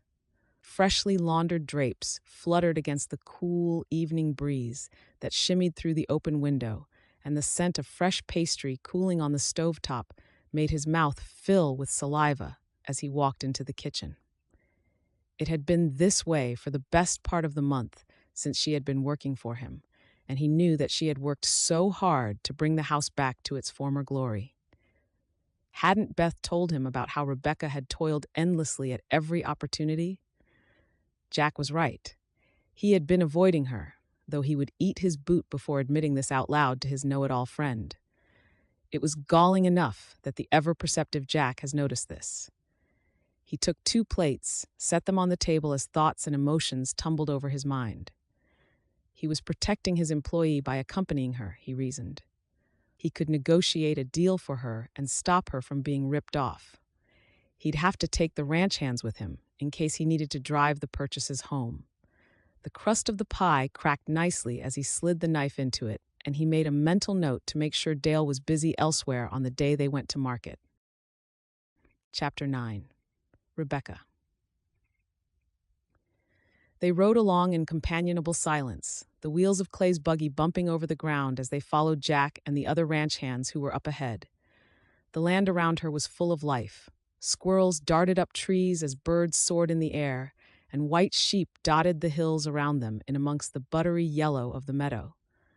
Aspen and larch peeped through the deep evergreens. She sighed a happy, contented sigh. Are you okay? Clay's voice was so husky as to be almost inaudible. She felt a curious constriction in her throat as she looked at him. The attraction for him that she thought would abate had only increased. In this proximity, his presence crowded out the arguments that her conscience thrust at her as to why she shouldn't feel this way about him. He'd stated he wasn't looking for a wife. She wasn't worldly, but sometimes, several times, in fact, it felt like he wanted to say something more, and then he would turn from her and go about his business. She could only nod and smile at him until he broke the trance by looking ahead. Those cows will stand you in good stead. The reins rested over his long fingers casually as his unreadable gaze stared ahead. I'll have my men deliver them in the morning for you. I think we should put them in the top paddock. He sent her a quick look. Though they're your stock, so we'll put them where you think best." Her lips moved in a smile, and she wondered when he'd decided to take her seriously as a homesteader. "I agree that the top paddock is best.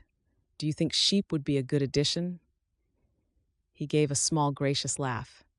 "Yes, but if you're going to buy them, wait until next spring. You'll have to feed them through the winter, and what would be best would be have them to put to the ram and breed them. It's too late in the season to have them covered now." "All right." His gray gaze settled on her and her skin tingled. "You're doing a great job, you know, for a woman homesteader?" One side of his mouth twisted sardonically. "I was wrong. I'll admit that now. You have worked hard, and it shows how much progress you've made. Just not with your place, but with mine, too. I wanted to thank you." Pleasure blew pink over her cheeks, and she dropped her gaze. "You helped," she murmured. "It would have taken me a lot longer." He cleared his throat, turned the buggy in through the gates of Montgomery Pines, and disappointment flooded her that their time alone together had come to an end. "Do you ever think?" Her voice trailed off, and she hesitated, even as he prompted her to finish her sentence. She saw the apex of her cabin peeping through the greenery. She admired the lines of her humble home and speculated again why she had been sent here, of all the places. Why she had picked this home, next to the rancher who was quietly dependable and quickly becoming a big part of her life. "Do you ever think that some things happen for a reason?" Clay pulled the buggy to a stop, the unreadable gaze blazing down at her as he faced her. "Like what? Like we're on some sort of destined path? I'm not sure I believe that, but I'm just a simple rancher helping my housekeeper." She felt the blood rise in a wave of heat through her body. Noises of the others unloading her purchases from the market fell away, and she longed to lean into him, just for a moment. She wanted to feel his arms around her and be held. Startled by the notion, she dismissed her question, cursed her foolishness, and clambered down from the buggy and away from the mortification that scored her face. How could she forget that he was her boss? She was drifting away with the idea that there was something more to their relationship. Clay had said that he wasn't in the market to remarry. She had no business thinking about him in that way, and she'd do well to remember that. Ah, Clay. Clay nudged his horse into a canter as he emerged from the forest path, giving the stallion his head as they surged as one across the plains. "I can check on the cattle whilst I'm here," he told himself as the roof of Rebekah's cabin peeked between the pines where she'd built it. And Clay reined back to a trot, guiding the horse in through the open gate. Nothing to do with wanting to see his housekeeper, he told himself. Analyzing the land, she had selected the direction that had afforded the most favorable view as the wide window of her cabin looked out over the long, narrow valley. The timber buildings still looked freshly built, and the scent of pine filled his senses as he swung down from the saddle and hooked the reins over the post next to the water trough. Someone had cut the grass, he noted, as he saw the piles of long grass left to dry out on the paddock that rolled off to the right of the farmhouse, and wondered briefly who had done that for her. Chickens clucked as he walked across her small yard, and he checked on the sow that snuffled at the stable door. Nicely fattening with piglets, too. He stood in the yard and cocked half an ear.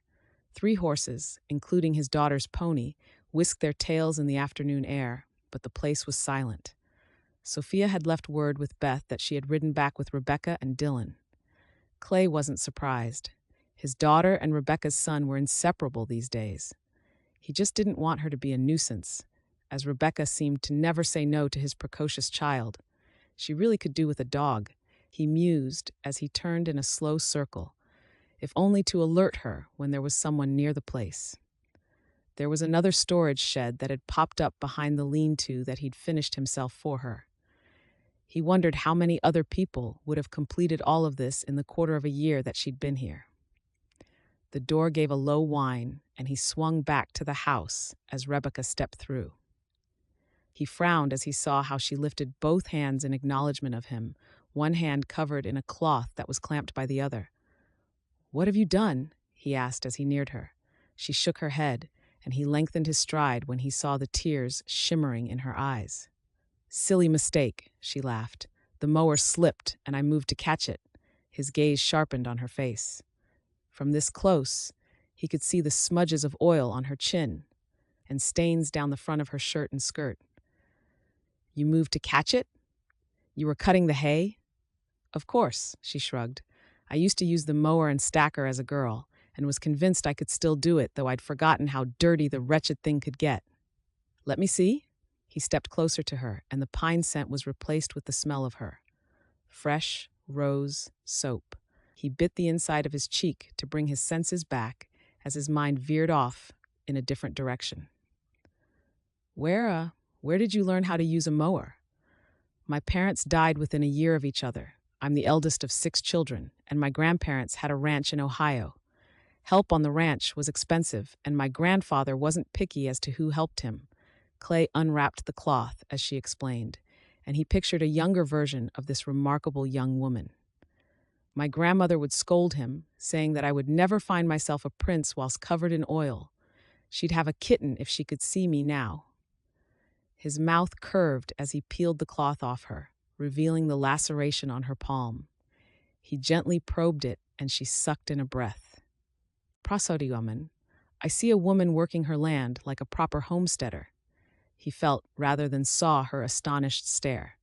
He added quickly, It won't need stitches, though it will hurt like blazes. She huffed out a laugh, and her breath grazed his ear. That's the truth. I think I have some salve here somewhere. Beth will have some, if not. He held her hand for a moment longer as he looked into her honey-colored eyes. She smiled, and he cleared his throat, stepped back, breaking the moment. I came looking for Sophia. Beth said she had ridden back with you. They're inside, snuggled up under a blanket with her new book, she smiled. I hope that you don't mind her coming by. I don't want her getting under your feet. Rebekah dabbed at the cut on her hand. She's actually an advantage. She keeps Dylan occupied and from under my feet. Clay opened his mouth, but the words died on his lips as he heard his name being called. He turned his head and spotted Dale leaving the larger shed, wiping his hands on a rag as he ambled across the yard. Thought that was you, boss. What brings you on round? Clay schooled his neutral response, rocking back on his heels as he hooked a thumb into his belt. Jealousy, white-hot and fast, curled through his gut. Came to collect Sophia. Thought I'd check on the cows, too. How about yourself, Dale? Dale tucked the rag into his pocket, wiped his nose on the back of his hand. I was taking a look-see at the stacker for Rebekah here. Noticed it needed a prong straightening up. He saw Rebekah dabbing at the wound on her hand. Oh, what did you do now? The familiar way in which his ranch hand spoke to her made him grit his teeth, and he wondered if Dale had fulfilled on his prediction to woo the widow given half the chance. He also wondered what business of his it was, whom she saw socially. The mower, she said. Clay said it doesn't need stitches. She gestured Dale away when he stepped towards her. It's fine. Clay set his hat back on his head. I'll go check the cattle if you want to let Sophia know that I'm here, he told Rebekah coolly, and without waiting for her reply, stalked off around the back of the house. Irritation niggled at him. He had no place feeling this way. She was as free as a bird, as was Dale. It wasn't her fault that she had occupied his thoughts more and more since the day they'd spent together at the market. They look fine and dandy, Dale commented as he joined Clay next to the railing, resting a forearm on the top. The one with the white face there had a limp, but I think Rebekah applied a poultice or such.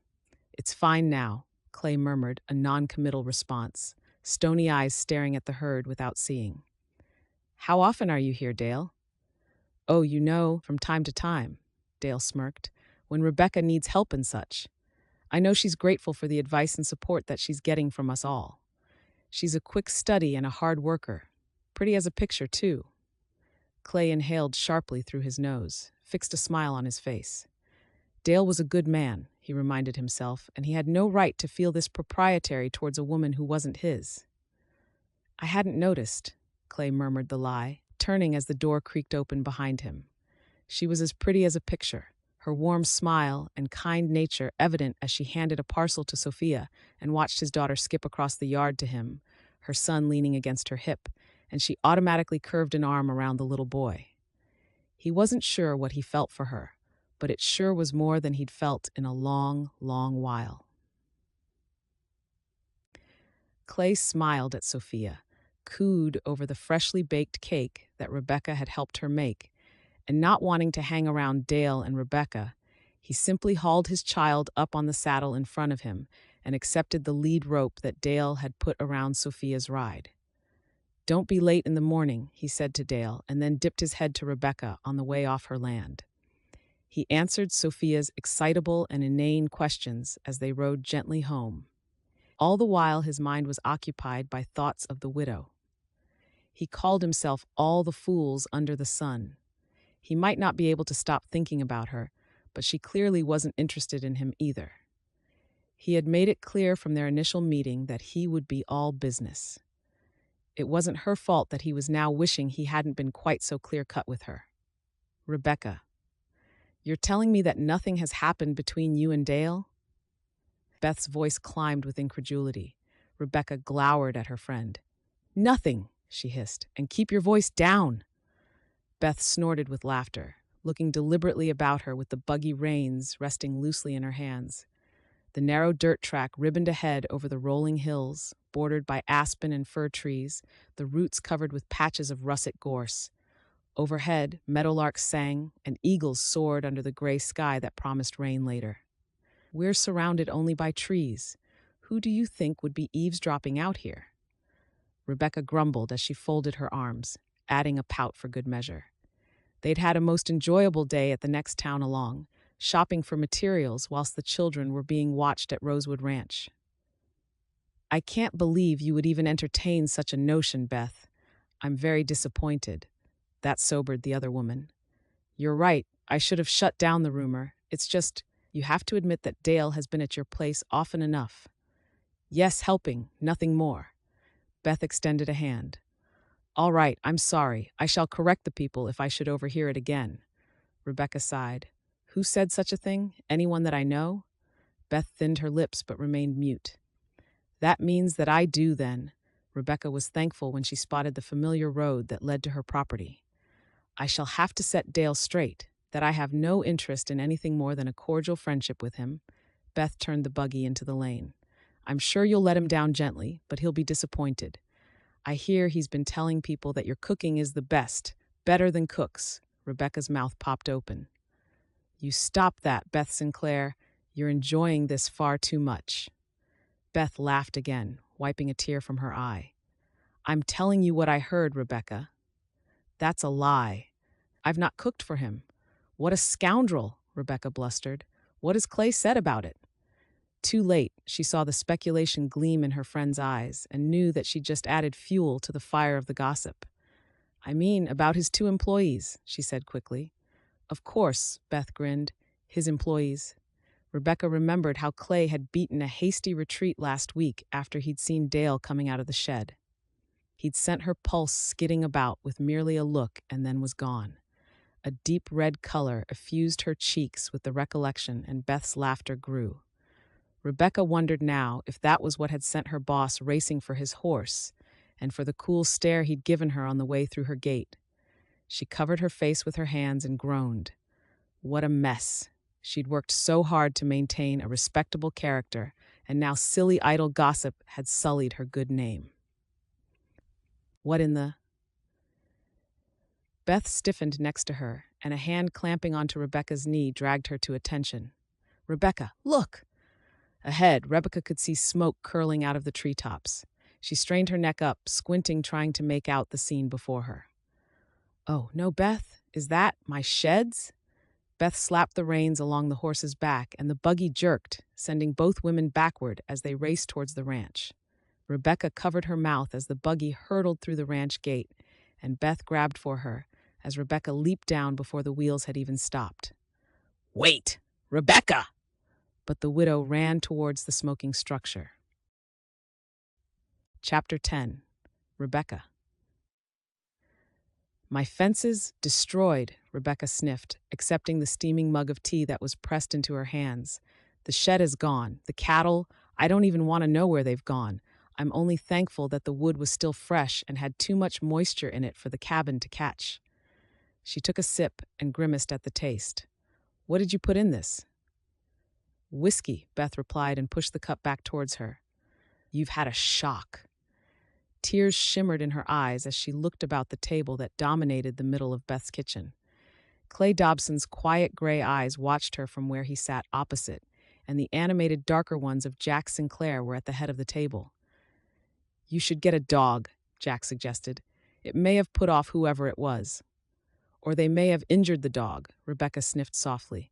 She lifted pained eyes to Clay's. Who would have done this? This mindless destruction? Who around here? Comprehension sharpened the honey to a bright brown. Was this Gene Wagner? Clay shrugged. I wouldn't go around accusing him. It wouldn't have been him. He's too smart for that, but it could have been someone on his payroll. Jack slapped a palm to the table. Is it his style, though, to threaten a woman? You didn't see him at Ida's that time, Clay commented. I don't like to cast aspersions on a man's character, but she hasn't had any other unpleasant dealings around here. Was it the cattle? Having the cattle? Clay shook his head. Wagner's herd probably totals into the thousands. He won't be bothered by the half a dozen head that you had. Jack is right, though. A dog might deter some folks. Fatigue pressed in on her and she shuddered. This vandalism set her back months. She could hardly ask Dale to help again, especially considering the news that he was spreading a romantic entanglement between the two of them. She'd been feeling so elated and self-assured. She had been running her very own ranch. Without thinking, she took another swig and then set the mug away from her. I can't sit around here feeling sorry for myself, and it won't help matters imbibing on that stuff. I have work to do. She pressed to her feet. Clay stood with her. Where are you going? Home, she replied. No, you're not. You'll have to bunk here tonight. The place is still smoldering. It isn't safe. That's a kind offer, Mr. Dobson, but I have animals. Well, horses at least to feed. If they're still where I left them, she muttered darkly.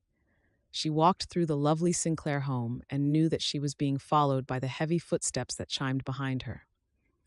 You can't go back there until it's safe, Clay said, but she carried on regardless, pulling open the door. Rebekah, wait. Dylan, she called out across the yard. Dylan, it's time to go. No, Clay said, pulling her round before she could reach the front steps. Why won't you listen to me? Because it's not up to you, she snapped at him, yanking her arm out of his grip, jabbing a finger towards the horizon. That place is mine. Mine, Clay. She pressed a hand to her chest as tears thickened her voice. My home, my sanctuary, a haven that I built for my son and me to live in, no one else. And no one will keep me out of it. She choked off the sob, covering her lips with trembling fingers. He put his hands on his hips as he watched her impotently. It's things that can be repaired, Rebekah. If I stay away, then whoever did this has won. They've succeeded in ruining my plans and scaring me away. Why should I give them the satisfaction? Clay grumbled under his breath. At least let me come with you and make sure it's safe. Do you plan on checking it every night? Dylan ran towards them, and Rebekah gathered up her skirts. We'll be fine, she retorted. Good night, Mr. Dobson. Clay. Clay watched them as they walked across the darkening fields, long after their shapes blended with the lengthening shadows. He heard the door open behind him, and he leaned against the column in the corner of the stoop, his shoulder propping him up as he crossed one ankle over the other. He was expecting Jack, but it was Beth who appeared in his periphery. She left? I don't know whether she's stubborn or stupid. Beth folded her arms as she looked out over the yard. And whether to admire her or fight with her, Clay wanted to throttle her stubborn neck at this very moment. How could he rest knowing that she was out there, all alone? She wouldn't be told, he said. She was scared, Beth replied. That much you could see. So she should be. The fire was deliberate. Beth rubbed her arms against the chill that was rolling in. We can help her rebuild again. That's if she wants to. Yes. Would she leave? If she wants to. There will be plenty of volunteers. He elbowed away from the post, just as Dale left the bunkhouse and headed off in the direction of Montgomery Pines. Agitation simmered in his blood. Rebekah would have plenty of admirers, too. Oh no, he heard Beth as she trotted down the steps and across the yard. Clay watched the exchange with interest, and to his surprise, Dale slunk back the way he'd come, slamming the bunkhouse door behind him for good measure. Beth waved to Sophia, calling her in for her supper, and waited for his daughter to reach him. "Will Dylan be okay, Papa?" Sophia asked. Clay dropped to his haunches. "Yes, sweetheart. We'll take care of him, won't we?" Sophia nodded her head. "Go help Jack set the table. I just need a quick word with Beth." Clay waited until Sophia was inside before he met Beth's inquiring gaze. "What's the matter?" she asked when Clay simply raised his brows at her. "Why did you bolt off this porch?" He nodded towards the yard. "What did you say to Dale?" Beth snickered, checking over her shoulder to ensure that the yard was empty. "I'm sure you've heard the rumor about Rebekah and Dale, right?" Clay twisted his mouth and she continued. "I flat out asked her this afternoon before we got back to her place, and she was most put out by the mere suggestion." Clay held his breath as he looked at his friend and tried to appear uninterested. "Asked her whether she was sweet on Dale?" "Uh-huh," Beth nodded. The answer was a hard and emphatic no. "We are not to mention it again and to quash any talk that we hear. She was not happy to have gossip like that floating around about her either. We should add proud to her list of qualities." Clay bit back a smile and waved at Sophia where she was stood at the window, beckoning them both inside for supper. He paused in the doorway, sending one last longing look to the tree line. He wouldn't sleep tonight, knowing that she was out there alone. That lack of sleep would now be compounded, knowing that his housekeeper was indeed proud and selective of who kept her company. Rebekah. Rays of sun edged back the night as dawn bloomed moment by moment. Rebekah had dressed in the dark, having slept intermittently through the night. It seemed last night that instead of being cocooned in the endless velvety darkness, every call and scream, each wolf howl and owl screech was amplified, and now the creaking of the cabin settling into the night held more horrors. Each time she had been jerked away by a sound in the night, she had cursed her stubborn streak. At least Dylan hadn't yet woken from his slumber, and she gave thanks for small mercies. She should have spent the night at Clay's farm, where at least she would have had the safety of people around her that she knew, instead of a faceless terror that had tried to destroy her home. She washed her face, pressing the cold water into her gritty eyes. She was patting her skin dry with a cloth when the shriek from outside made her blood run cold. In an instant, she was through her bedroom door, gun in hand, and she wrenched open the front door, lifting the gun to her shoulder as she strode out, swinging the barrel in a wide arc as her mind flickered with the nightmares that had plagued her from the night before. Clay Dobson straightened, the big hammer resting over his broad shoulders, lifting a hand to shield his gaze as he took in the woman defending her land. Rebekah lowered the weapon, staring at the rancher as her small son hopped around his feet, his happy yells reminiscent of the shrieks that had sent her out here. "Mama, Clay says we can have a puppy." Rebekah fisted a hand on her hip as the long nose of the gun hung down from the other hand. "Oh, really? Can we, Mama? Please? Sophia has one." She scowled at her boss, watching as he set down the hammer and ambled across to her. Sunlight kissed the treetops and gilded his dark hair, warming up the slate-gray gaze that smiled at her. "Morning, Rebekah." She swallowed down on her fright. "Clay, what are you doing here so early?" "He spent the night in the stable, Ma," Dylan announced happily. "I saw his camp. Can I sleep in there tonight? I'll be good." She blinked through her shock, rounded on Clay, who at least had the good grace to look shamefaced. "Is that right?" "In my defense, he was sworn to secrecy," Clay proffered sheepishly. "And here I was regretting my bad-mannered outburst towards you yesterday afternoon, and about to apologize too. Then you go and do the exact opposite of what I asked." "Don't be cross with him, Mama." Dylan's nose wrinkled as he looked up at her. Clay grinned at her, dimples winking as he cocked his head unrepentant. "Apology accepted," Rebekah exhaled. "Dylan, go and see to the chickens, please, and you can feed the horses too, just this once." Dylan charged off, whooping his joy, and Rebekah fixed Clay with a hard stare. "Why did you spend the night in the stable?" Clay considered her, leaning nonchalantly against a fresh fence post he must have set in the ground already today. "It didn't sit right with me, having you both out here alone. I know that you like to have your independence, but should that fire have reignited? Or worse, someone came back to finish the job. His voice trailed off, and the terrors of her fears rose to the surface inside. And you need a dog here because I was walking around outside last night, and you were none the wiser. A dog would have let you know that something was amiss. She pressed a trembling hand to her chest, remembering all the noises that had woken her through the night. What would she have done if she had been confronted by the person who set the fire and destroyed her property? Her anger over the intrusion and having him ignore her demand vanished. Besides, humor glinted in his face. Good housekeepers are hard to find, you know. His jovial tone teased a small smile out of her. I'll take a cup of coffee if there's one going. The rest of the ranch hands will be arriving soon, and Beth is bringing Sophia to keep Dylan happy. We'll have this place shipshape again before you know it. Watching his jaunty step as he walked back where he'd been setting in the next post, whistling tunelessly, Rebekah wondered who it was who had sent him to her, for somewhere she had to have a guardian angel watching over her. Chapter 11. Rebekah. Can Clay and Sophia have supper here again tonight? Dylan was leaning across the kitchen table, cake batter splattered around him and on the end of his nose, where he'd blatantly taken a swipe of the spoon when he thought she wasn't looking. She wiped his nose for him.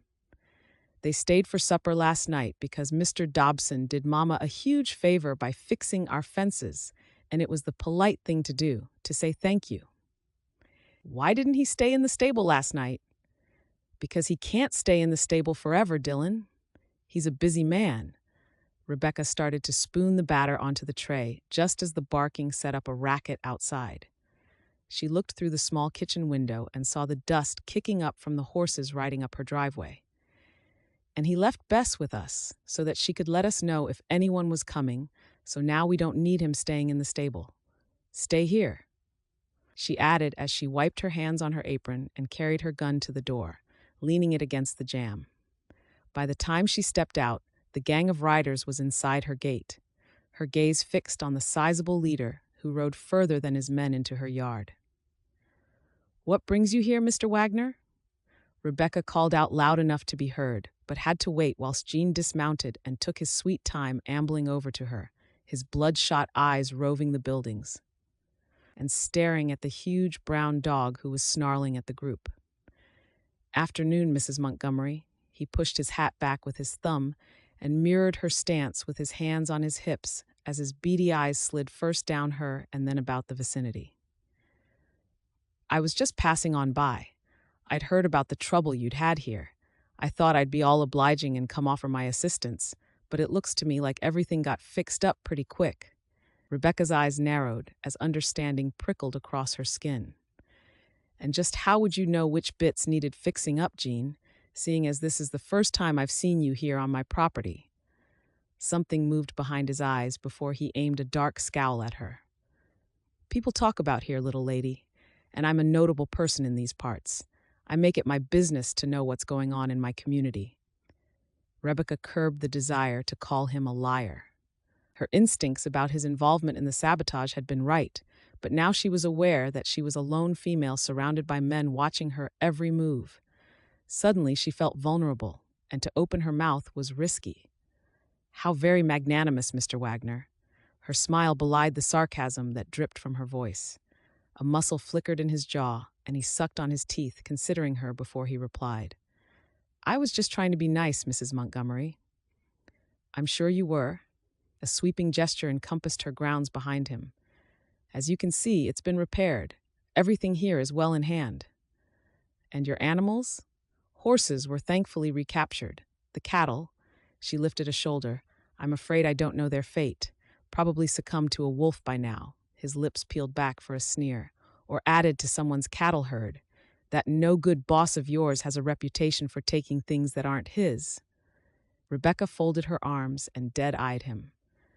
Beth had mentioned that the two ranchers had a long-standing feud over Jean believing that Clay had land that belonged to the Wagners. Mr. Dobson has been instrumental in helping me right the wrong that happened here. Of course he was. He was probably the one who knocked down your fences and chased off your cattle. Prosody. I bet he's got half a dozen cows hidden somewhere whilst the brand heals in their hides. Then he'll call them his. Jean looked back at his crew, who laughed on cue. Shame, as you have a nice setup here. I'd not thought about the piece of land here much until I'd heard that someone had put a claim in on it. It needs to be properly worked. By a man. The door creaked slightly, and she stiffened when Jean's gaze drifted behind her. Hello there, young man. Rebekah didn't take her eyes off Jean. Dylan, go back inside, please. Now, Dylan. She injected some steel in her voice. The door shut firmly behind her, and Jean's eyes moved back to her. Nice-looking boy you have there, Mrs. Montgomery. Young, though. All sorts of dangers can befall a child in the wilderness. You should take care of his safety. As you say, property can be repaired, but... He let his voice trail off, the close-set eyes burning with unspoken intimidation. Annoyance blasted through her angst, and she took a step towards him. That sounds like a threat, Mr. Wagner. I take exception to that where my son is concerned. He lifted his hands palms out and laughed mirthlessly. All I'm saying is that you should be careful. I told you in that old woman's hotel that homesteading is no place for a woman. You don't know what might happen out here. Next time a fire could break out whilst you're in your bed. Fury glittered in her eyes, made all the more frustrating as she was powerless against him. Is that all you came to say? He settled his hat on his head more, hauled up on his belt. Well, yeah, I suppose it is. Then I'll bid you a good day, he guffawed. Didn't you hear what I said, woman? Something worse might happen to you if you don't leave. You're trespassing, Jean? She bit out. Go, now. He muttered something under his breath, and she waited until they had all ridden over the crest before her legs gave way, and she collapsed onto the ground. She sucked in breaths, deep and gulping, fighting for control even as Dylan materialized next to her and climbed onto her lap, trying to offer her comfort. Mama, what's wrong? She wiped her tears with the back of her hands and gathered him close. Nothing will hurt you, I promise you, son. Do you hear me? I know, he said. Who was that man? Someone who wants us to leave here. She looked to the hills and wondered if they were watching her from somewhere, and if they were enjoying the sight of her bravery abandoning her. But I don't want to leave here, Ma. Rebekah pressed a kiss to his head, stroked his back as slowly she regained her composure. I know, son, but sometimes the risk is just too great to stand and fight a war that I might lose. Clay, what do you think Mary would have thought of Rebekah? Clay had waited until they were alone before he'd asked Jack the question. He could see that he'd taken his best friend aback by the question from his startled look. Jack rode a bit further before he answered. Do you mean as a friend or as a housekeeper? Clay's brows dropped down. Forget I said anything, he added gruffly, and tapped his heels to send his horse to a trot. He'd been unable to get the woman from his thoughts. He'd spent one night in her stables and had realized that just being nearer to her, even with the straw poking through his shirt and the rodents making their protests at having to share the space known, that it was the most settled he'd felt in a long time. Sitting around the kitchen table, sharing a meal with her, and having a seated mealtime had felt normal. And the feelings of happiness that wanted to unfurl were stunted by the remorse that consumed him. Jack was too perceptive to simply let this go, and he bided his time until Clay stopped to allow his ride to drink from a stream. I think that Rebekah is the kind of woman that Mary would have liked as a friend. Jack dismounted, popped the stopper out of his flask and took a drink, then waggled it at his friend. Is this the reason for your cheerful mood of late? Clay snatched the flask from his friend, took a long pull. I don't know what you mean. Sure, you do. You were like a bear with a sore head until I told you to go and sneak into her stables. It was like you were waiting for permission from someone to go. And I think it's admirable that you are wanting to look out for her.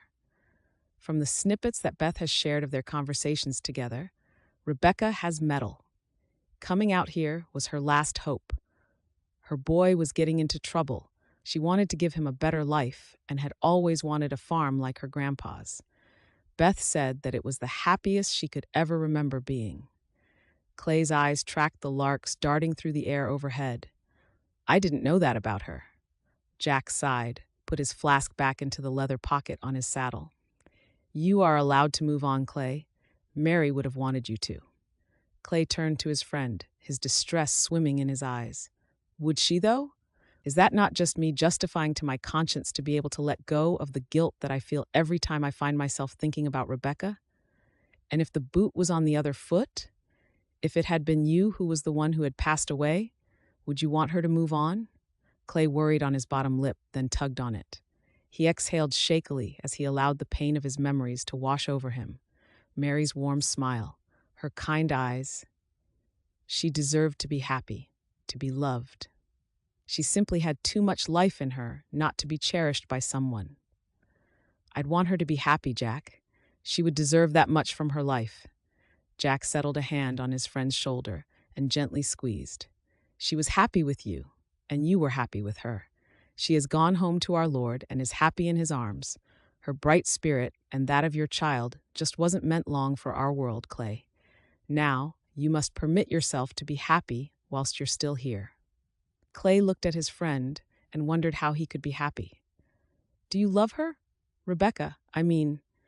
He twitched a shoulder, wondering what it was that he felt for the widow. He couldn't get her from his mind, not from the very first moment he'd clapped eyes on her when she'd stood smiling peacefully as she'd looked out over her lands, so at home with who she was and where she was in that moment. Maybe it was that had appealed to him. The assurance that she was on her destined path when he was still adrift in his storm. If I say yes, what does that mean about Mary? Jack snuffled out his laughter. Oh man, I don't mean to laugh, but honestly, for all your skill and knowledge, you're clueless about some things. It is possible to love more than one person at a time. Do you love Mary? Of course, Clay said without compunction. I will always love her.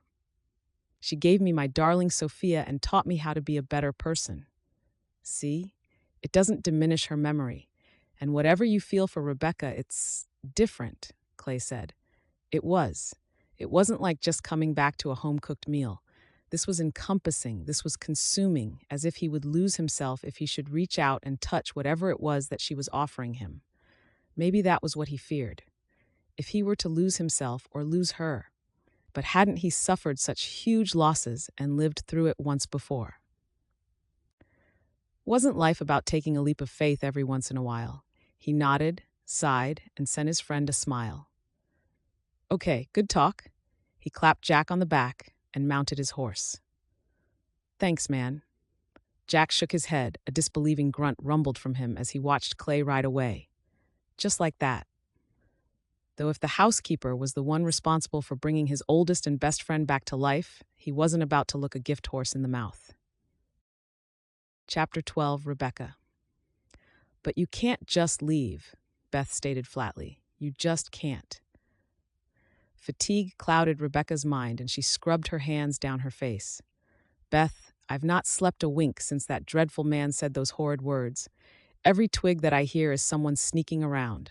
Every time the dog barks at a coyote, in my mind there is someone with a torch wandering around my cabin, looking for an ignition point. It's only been a week. I can't live my life like this. We'll go to the sheriff. Tell him? Rebekah snorted her derision. You've heard the talk around here, the same as I have. Gene owns the sheriff's land. He won't challenge anything. She wanted to reach out and dry the tears that fell from her friend's eyes. I'm sorry, Beth. Beth sniffed, used the corner of her apron on her tears. But I only just found you. And I shall miss you too. I shall give Clay a week's notice. Time enough for me to pack my belongings that I can carry and arrange travel. Gene Wagner can hang his hat off my bedpost for all I care. The door opened, and Jack and Clay stood in the back doorway. Jack's brows disappeared into his hairline, and Clay stared at her. What's this? Rebekah opened her mouth, but Beth answered first. Rebekah is leaving, taking her stuff and fleeing, all because Gene Wagner admitted to starting the fire. Clay's eyes turned to flint. That right? Rebekah tutted and sent Beth a disapproving look. He didn't so much admit anything, but he knew about what had happened. It was a feeling I got from the threats that he made. He threatened you? Jack said. When? Last week? Clay growled in exasperation. Last week? Why didn't you say anything? Because I thought that I could handle it, she snapped. I thought I was brave. Turns out, I'm just a feeble woman who has lost too much already to risk losing the only thing that I have left. I can rebuild, but he saw Dylan and said that I needed to watch over him in case something happened to him. She dashed angrily at the tears that snaked down her cheeks. I hate that he makes me feel unsafe and that he's forcing me to leave the only place that Dylan has ever been happy. But a sleepless week, and I'm done.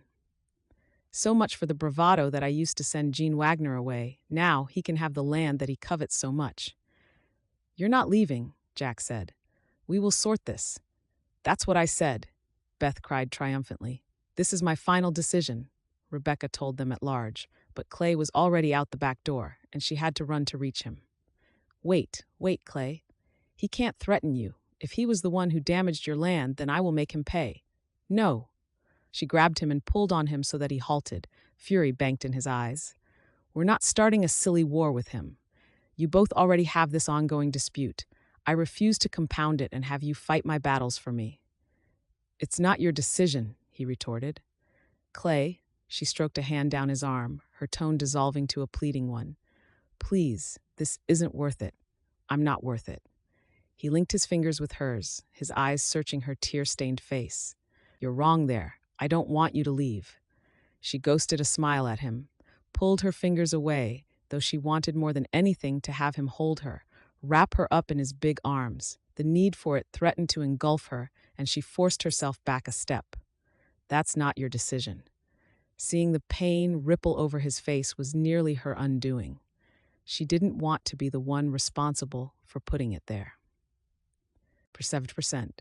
But she couldn't see any other way out than to get as far away from Gene Wagner as possible. She took a step back, then another, each one as painful as the last. Clay's troubled expression was too much for her to bear, so she turned her back to him and went to look for Dylan. Why was it that walking away from her boss was what was the most difficult? Clay. What is she doing out there? Beth said, leaning forward. The three of them stood in her kitchen, watching Rebekah through the window as she scurried from shed to barn to stable, her motions jerking with anger. She went to get Dylan, Clay said. She wants to go. You can't let her leave, Beth said emphatically, eyes pleading. You have to make her stay, Clay barked his laughter. He didn't know what else to do to make her stay. Short of hog-tying her, how do I do that? Clay speared his fingers through his hair, holding his head. You could tell her how you feel, Jack interjected quietly. Clay saw Beth whirl on her heel and gape at the two of them. Clay sighed, sending his best friend an exasperated glance as his hands slapped against his thighs when he lowered them. How do you feel? Beth asked. Are you in love with her? Her voice climbed with the question. Clay glared at Jack, who shrugged in reply. I don't know, he said simply. I can't stop thinking about her. But I don't know how to say anything to her. I don't even know if she would be open to the possibility of something. Beth's mouth curved. I happen to know that. The door flew open, cutting off Beth's words, and Rebekah hurried in, her eyes scanning the room before resting on the trio. Clay saw the panic in her face. What's wrong? Is Dylan in here? He shook his head. Have you checked my place? When she shook her head, he motioned her out of the door. Come on, I'll help you look. The group filed out of Jack's house and rushed across the yard. What if something has happened to him? Rebekah said, but no one replied. Clay walked in through his front door, calling Sophia's name. I'll go check her room, Beth said, as the others fanned out. Rebekah checked in cupboards, behind doors, under beds.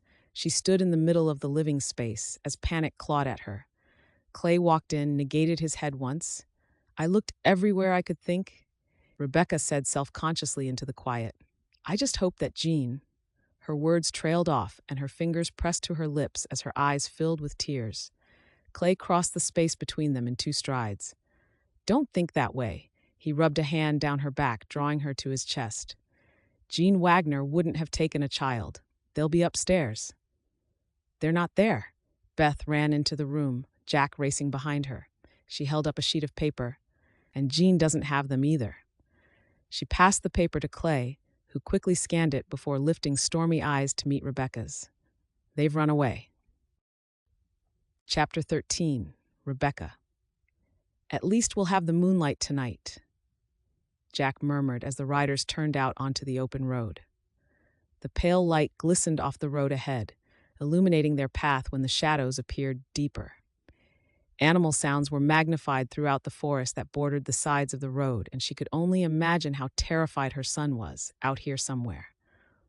"We'll find them." The words had been uttered to her again and again in the past 2 days.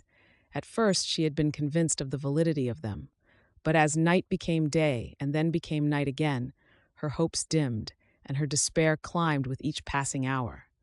They rode on in silence. A glance at Clay, and she could see the fear etched into his face and knew that she must look just the same, yet he'd continuously reassured her. "We'll find them." She stared ahead as Clay's words chanted like a mantra, ears tuned to the forests around them. Her dry eyes felt gritty, yet she kept pushing her body and battling the terrors that hovered at the very edge of her mind. 2 children were out here somewhere, all alone. A hand on her arm pulled her gaze across to his, and Clay squeezed as he rode alongside her, giving her a small nod in the darkness. He'd been making small touches at her shoulder throughout the day, and they had bolstered her flagging energies. Even as the yard had filled with the local community earlier that day, once word got out about the missing children and people wanted to lend a hand, Clay had been by her side. The only time he'd stepped back from her was when Mrs. Duncan had found her. When she saw the familiar face of the old hotelier, flapping her hands as she waddled across the yard towards her, Rebekah felt the fragile grip on her emotions slip and her face crumpled. She allowed herself to be swept into the matronly hug, and for a moment she allowed her tears to fall unchecked. "I came as soon as I heard," Mrs. Duncan had patted her back as she would a child. "We'll find them. See how many eyes we have here to help. All of these people are here for you." Rebekah nodded in the embrace, unable to push the words past her throat. It seemed to Rebekah that the whole community had turned out, with more riders coming through the gates all of the time. In a small mountain town, she thought, it mattered. She mattered. She'd heard the howls of the wolves, had seen them running across her lands at dusk as she had worked and built her life here. Small children would be nothing more than a tasty snack to those wild animals. "I'm grateful to you for coming," Rebekah sniffed, accepting the handkerchief that was pressed into her hand. "Do you know why they did it?" Mrs. Duncan had asked her. She wiped her eyes, trying to find the words. "Sophia said in the note that she'd written that she didn't want to lose her best friend, so they would go on their own. I told Dylan that we were going to have to leave town. I knew he was settled, but I had no idea that he would do this. I heard about your troubles." Mrs. Duncan stroked her arm reassuringly. "You're both always welcome at my hotel. I should give that Wagner a piece of my mind if I see him again." Then Clay had interrupted their embrace, reassuring them both as he'd coordinated the people who had volunteered to help search the vast area in which they lived. "We'll find them." She didn't even want to think about what would happen if they didn't find them, so she prayed. Prayed that the Lord shine his light on Dylan and keep him safe and out of pain. "Mama's coming. Son, just hold on."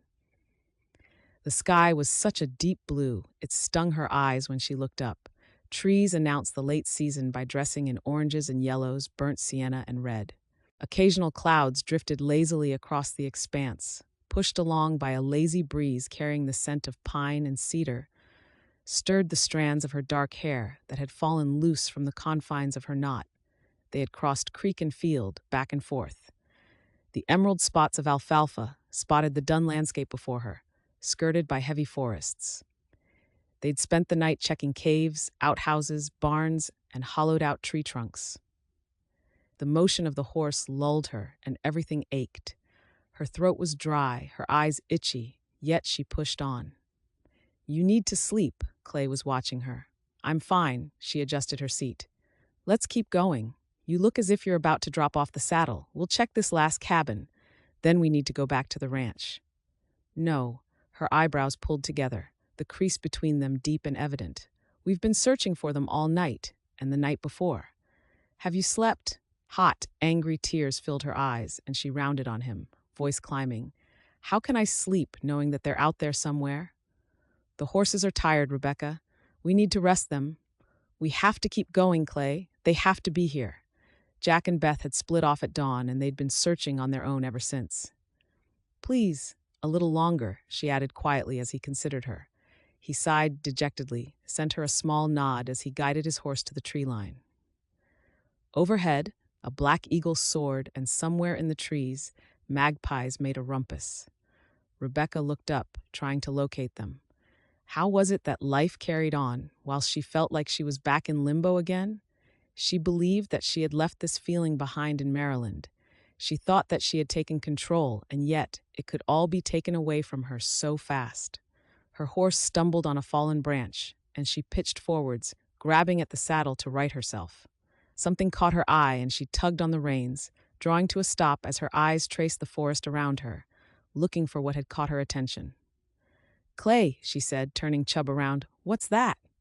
Through the trees she could see the small shelter, a stack of branches and greenery that camouflaged the hide that was strung amongst a thicket of pines. Wordlessly, he turned towards it. He pulled his rifle from its pouch and quietly dismounted. She did the same, legs stiff as she slid to the ground. But when he stilled in the opening, alarm clutched at her, and she trotted towards the hideout.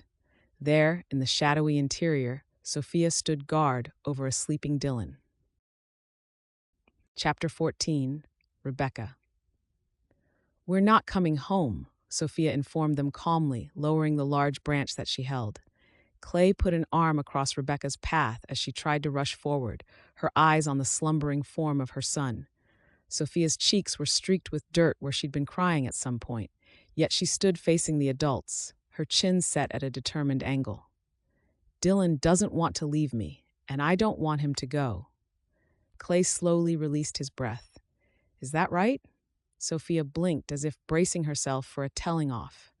She swallowed and fiercely nodded her head. "We want to live here." Rebekah looked to Clay and could see his lips twitching.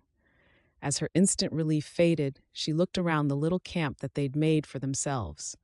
Remnants of the food that had been pilfered littered the floor, and a can of water sat at the side. They'd even attempted a fire, though the wood wasn't charred. "Okay, that's fine. You can stay here," she replied. Two sets of eyes stared at her. "We can?" Rebekah shrugged. "We just wanted to make sure that you were safe.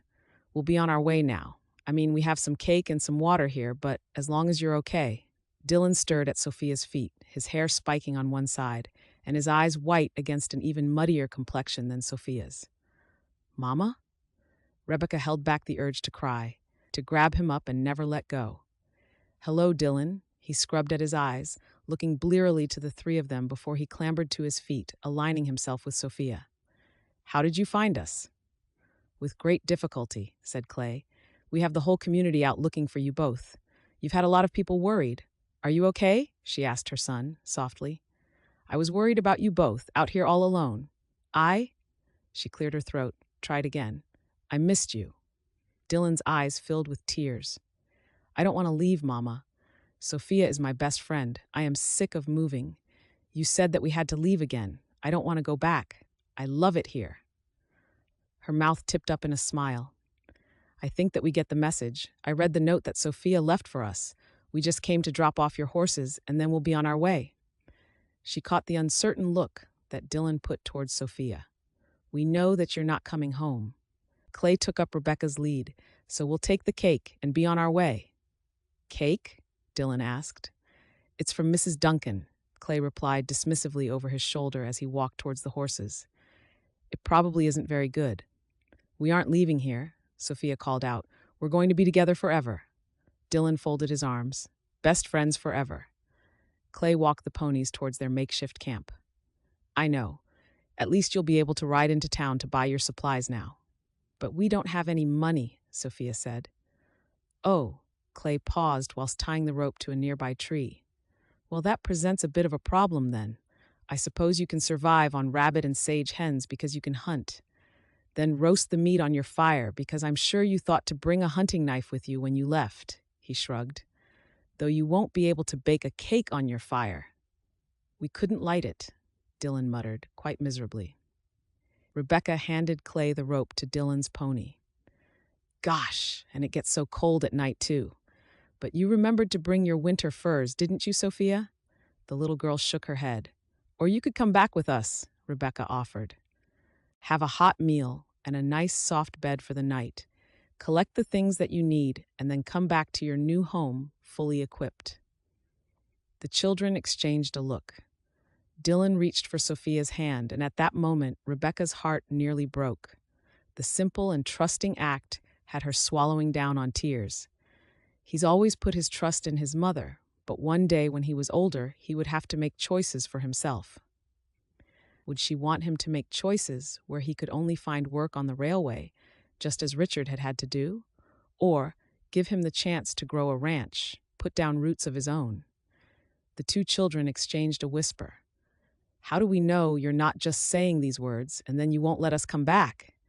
You could take Dylan away and I might never see him again. Sophia's circumspect countenance was reminiscent of her father. Sophia, that isn't your choice to make, Clay said.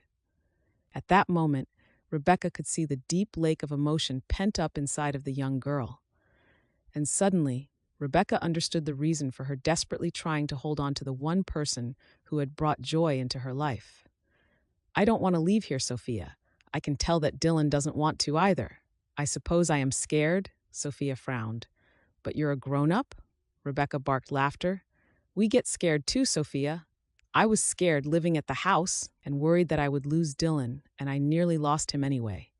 She raised her hands in a shrug, let them drop to her side. We don't have all the answers. We just have to trust that the Lord is guiding us on the right path. I wonder if you writing the note you left and scaring us both half out of our wits is a way of showing us that Dylan and I should stay here. Dylan's eyes grew wider, and a wondrous smile spread across his grubby face. We can stay? She thought about the damaged fencing, about the threats made by Jean, but none of that was scarier than what she had just been through. Yes, Dylan, we can stay. Rebekah caught her son into her arms as he let out a battle cry and ran straight into her arms. She picked him up and held him close, burying her nose into his filthy hair, rejoicing in the feeling of having him close to her once more. Eyes burning with unshed tears, she looked over to Sophia, who was watching the exchange warily. Rebekah handed Dylan to Clay before she approached Sophia and crouched down to her so that they were at eye level with one another. Sometimes in life, things change beyond our control. We don't know the reasons why, nor can we always understand the things that are sent to try us. But we must believe that the Lord has a plan for us. He will never send anything our way that He doesn't think we can cope with. Losing Dylan's father was the hardest thing I ever had to go through, but I will always carry a piece of him in my heart, even if I marry again. Your mama, she placed a hand on the little girl's chest. She is with you in here too. I am here in front of you now, making you a promise. She took Sophia's hand and put it to her chest. I will still be here tomorrow, and so will Dylan, for as long as the good Lord allows me to wander this earth. Okay? Tears mirrored in Sophia's eyes, and she put her arms around Rebekah's neck, held on tight as sobs consumed her small body. I'm sorry I worried everyone, she mumbled against Rebekah's dress. She rubbed a hand down her back and met Clay's eyes, filled with warmth and compassion. Dylan had laid his head onto Clay's shoulder, his small arm splayed across his broad chest, and he looked sound asleep again already. Rebekah felt her heart clutch at the sight. No, she didn't want to leave the man who her child felt happy enough to sleep on behind. Come on now, let's get you home and get some food, shall we? Rebekah pressed to her feet and held out her hand to Sophia's, who slipped her hand into the clasp without hesitation. Clay, did you mean what you said about getting married again? Clay had been rehearsing the words again and again in his mind all day, as they'd ridden home and dealt with the excitement of the crowd, as they'd fed the children and answered questions. As the people had left the ranch and the quiet returned to the place once more. Since he'd heard them fall from her mouth and that she would be staying, it had ignited a hope in him that burned brighter every time their eyes met. Jack had been right. She did have a strength in her that drew him. She had seemed calm and unflappable. Even when she had been dog-tired and he could see the terror that shrouded her, she pushed on through the night. She had kept her head when most people would have crumbled. She was sat on the little bench under his porch, that serene smile on her face again. He didn't think that he could ever tire of watching her. Golden eyes met the gray of his, and her smile curved more deeply. "When did I say that?" He folded his arms, crossed his ankles as he leaned against the railing that spanned the porch. "Earlier today, when we found the children, you intimated that might be open to the possibility of marrying again." She leaned back, eyes returning to the setting sun. "That I would always carry a piece of Richard in my heart, even if I married again? Yes, I meant that." "Why?" He lifted his shoulders to his ears, pictured Jack urging him to say the words, and wondered if he and Beth were watching them through one of the windows across the yard. "It just reminded me of a conversation I had with Jack, about moving on." This time her brows climbed her forehead. "I remember you telling Jean Wagner that you had no intention of marrying ever again." Clay scuffed the toe of his boot along a board of the porch. "That was before?" he muttered. "Before what?" Stormy gray held the golden light of her eyes for a moment longer. "You," he said simply. "Me?" Her eyes held a flash of shock. "What did I do?" He laughed low in his throat. "Brought me back to life? Showed me the possibilities of what was out there.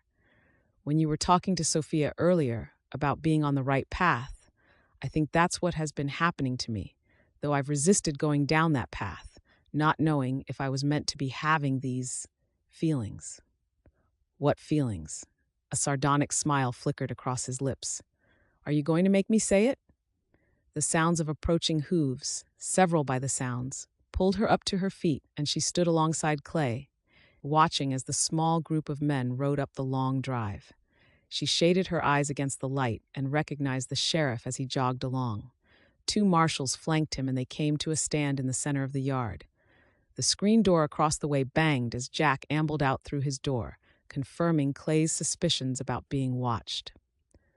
"Clay, Mrs. Montgomery," the sheriff tipped his hat, settled it back on his head.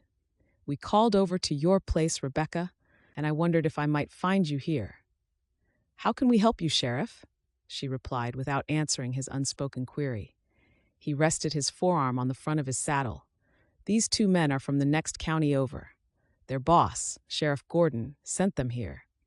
He sucked on his teeth, sent them a nervous look. "Jean Wagner was arrested the night before last for cattle rustling. Seems he and his men have been fortifying their stocks by robbing the homesteaders. And not just around here." Rebekah sent him a mocking look. "%.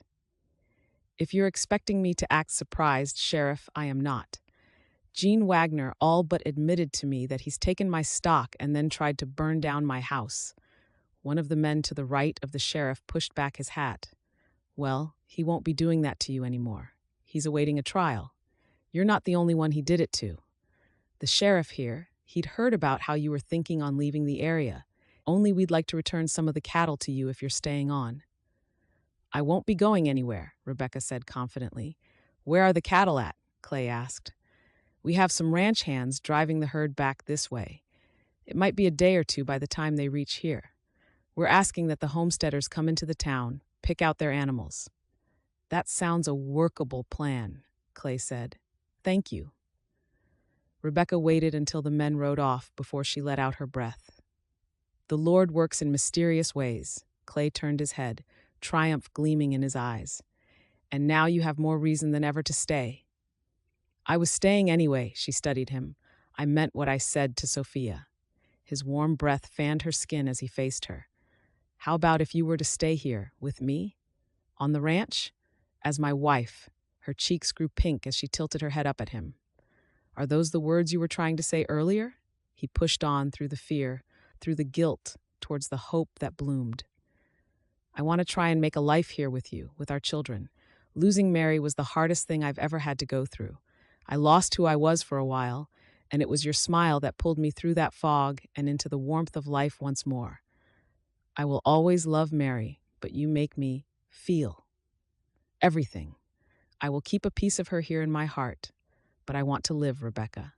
I want to live out whatever days we have left here and together. I think we owe it to their memories to give our children a happy future and secure a life here that can be passed down through the children of our children so that we too may live on. She placed a hand to her chest. My heart, it feels as if it's going to beat right out of my body. He closed the space between them, rested his hands on her shoulders, and leaned his forehead to hers. Is that a good thing? Clay, you've crowded my mind, been in my head since the moment I met you. I thought you to be an irascible and cantankerous man, yet I still couldn't get you out of my head. His voice held a tremor as he closed the gap between their bodies, gloried in how she seemed to fit into the contours of his body so perfectly. And you were an obstructive, stubborn mule of a woman who wouldn't listen to sense, he murmured. She stared at him through the veil of her lashes. Are we supposed to be slinging insults at one another? I suppose it makes for a more interesting marriage, does it not? When would we get married? She whispered. I don't want to lose my lands. His laugh was husky, throaty.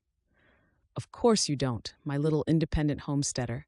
His hand cupped the back of her head, and his eyes were shuttered as he leaned closer, his mouth hovering a hair's breadth from hers.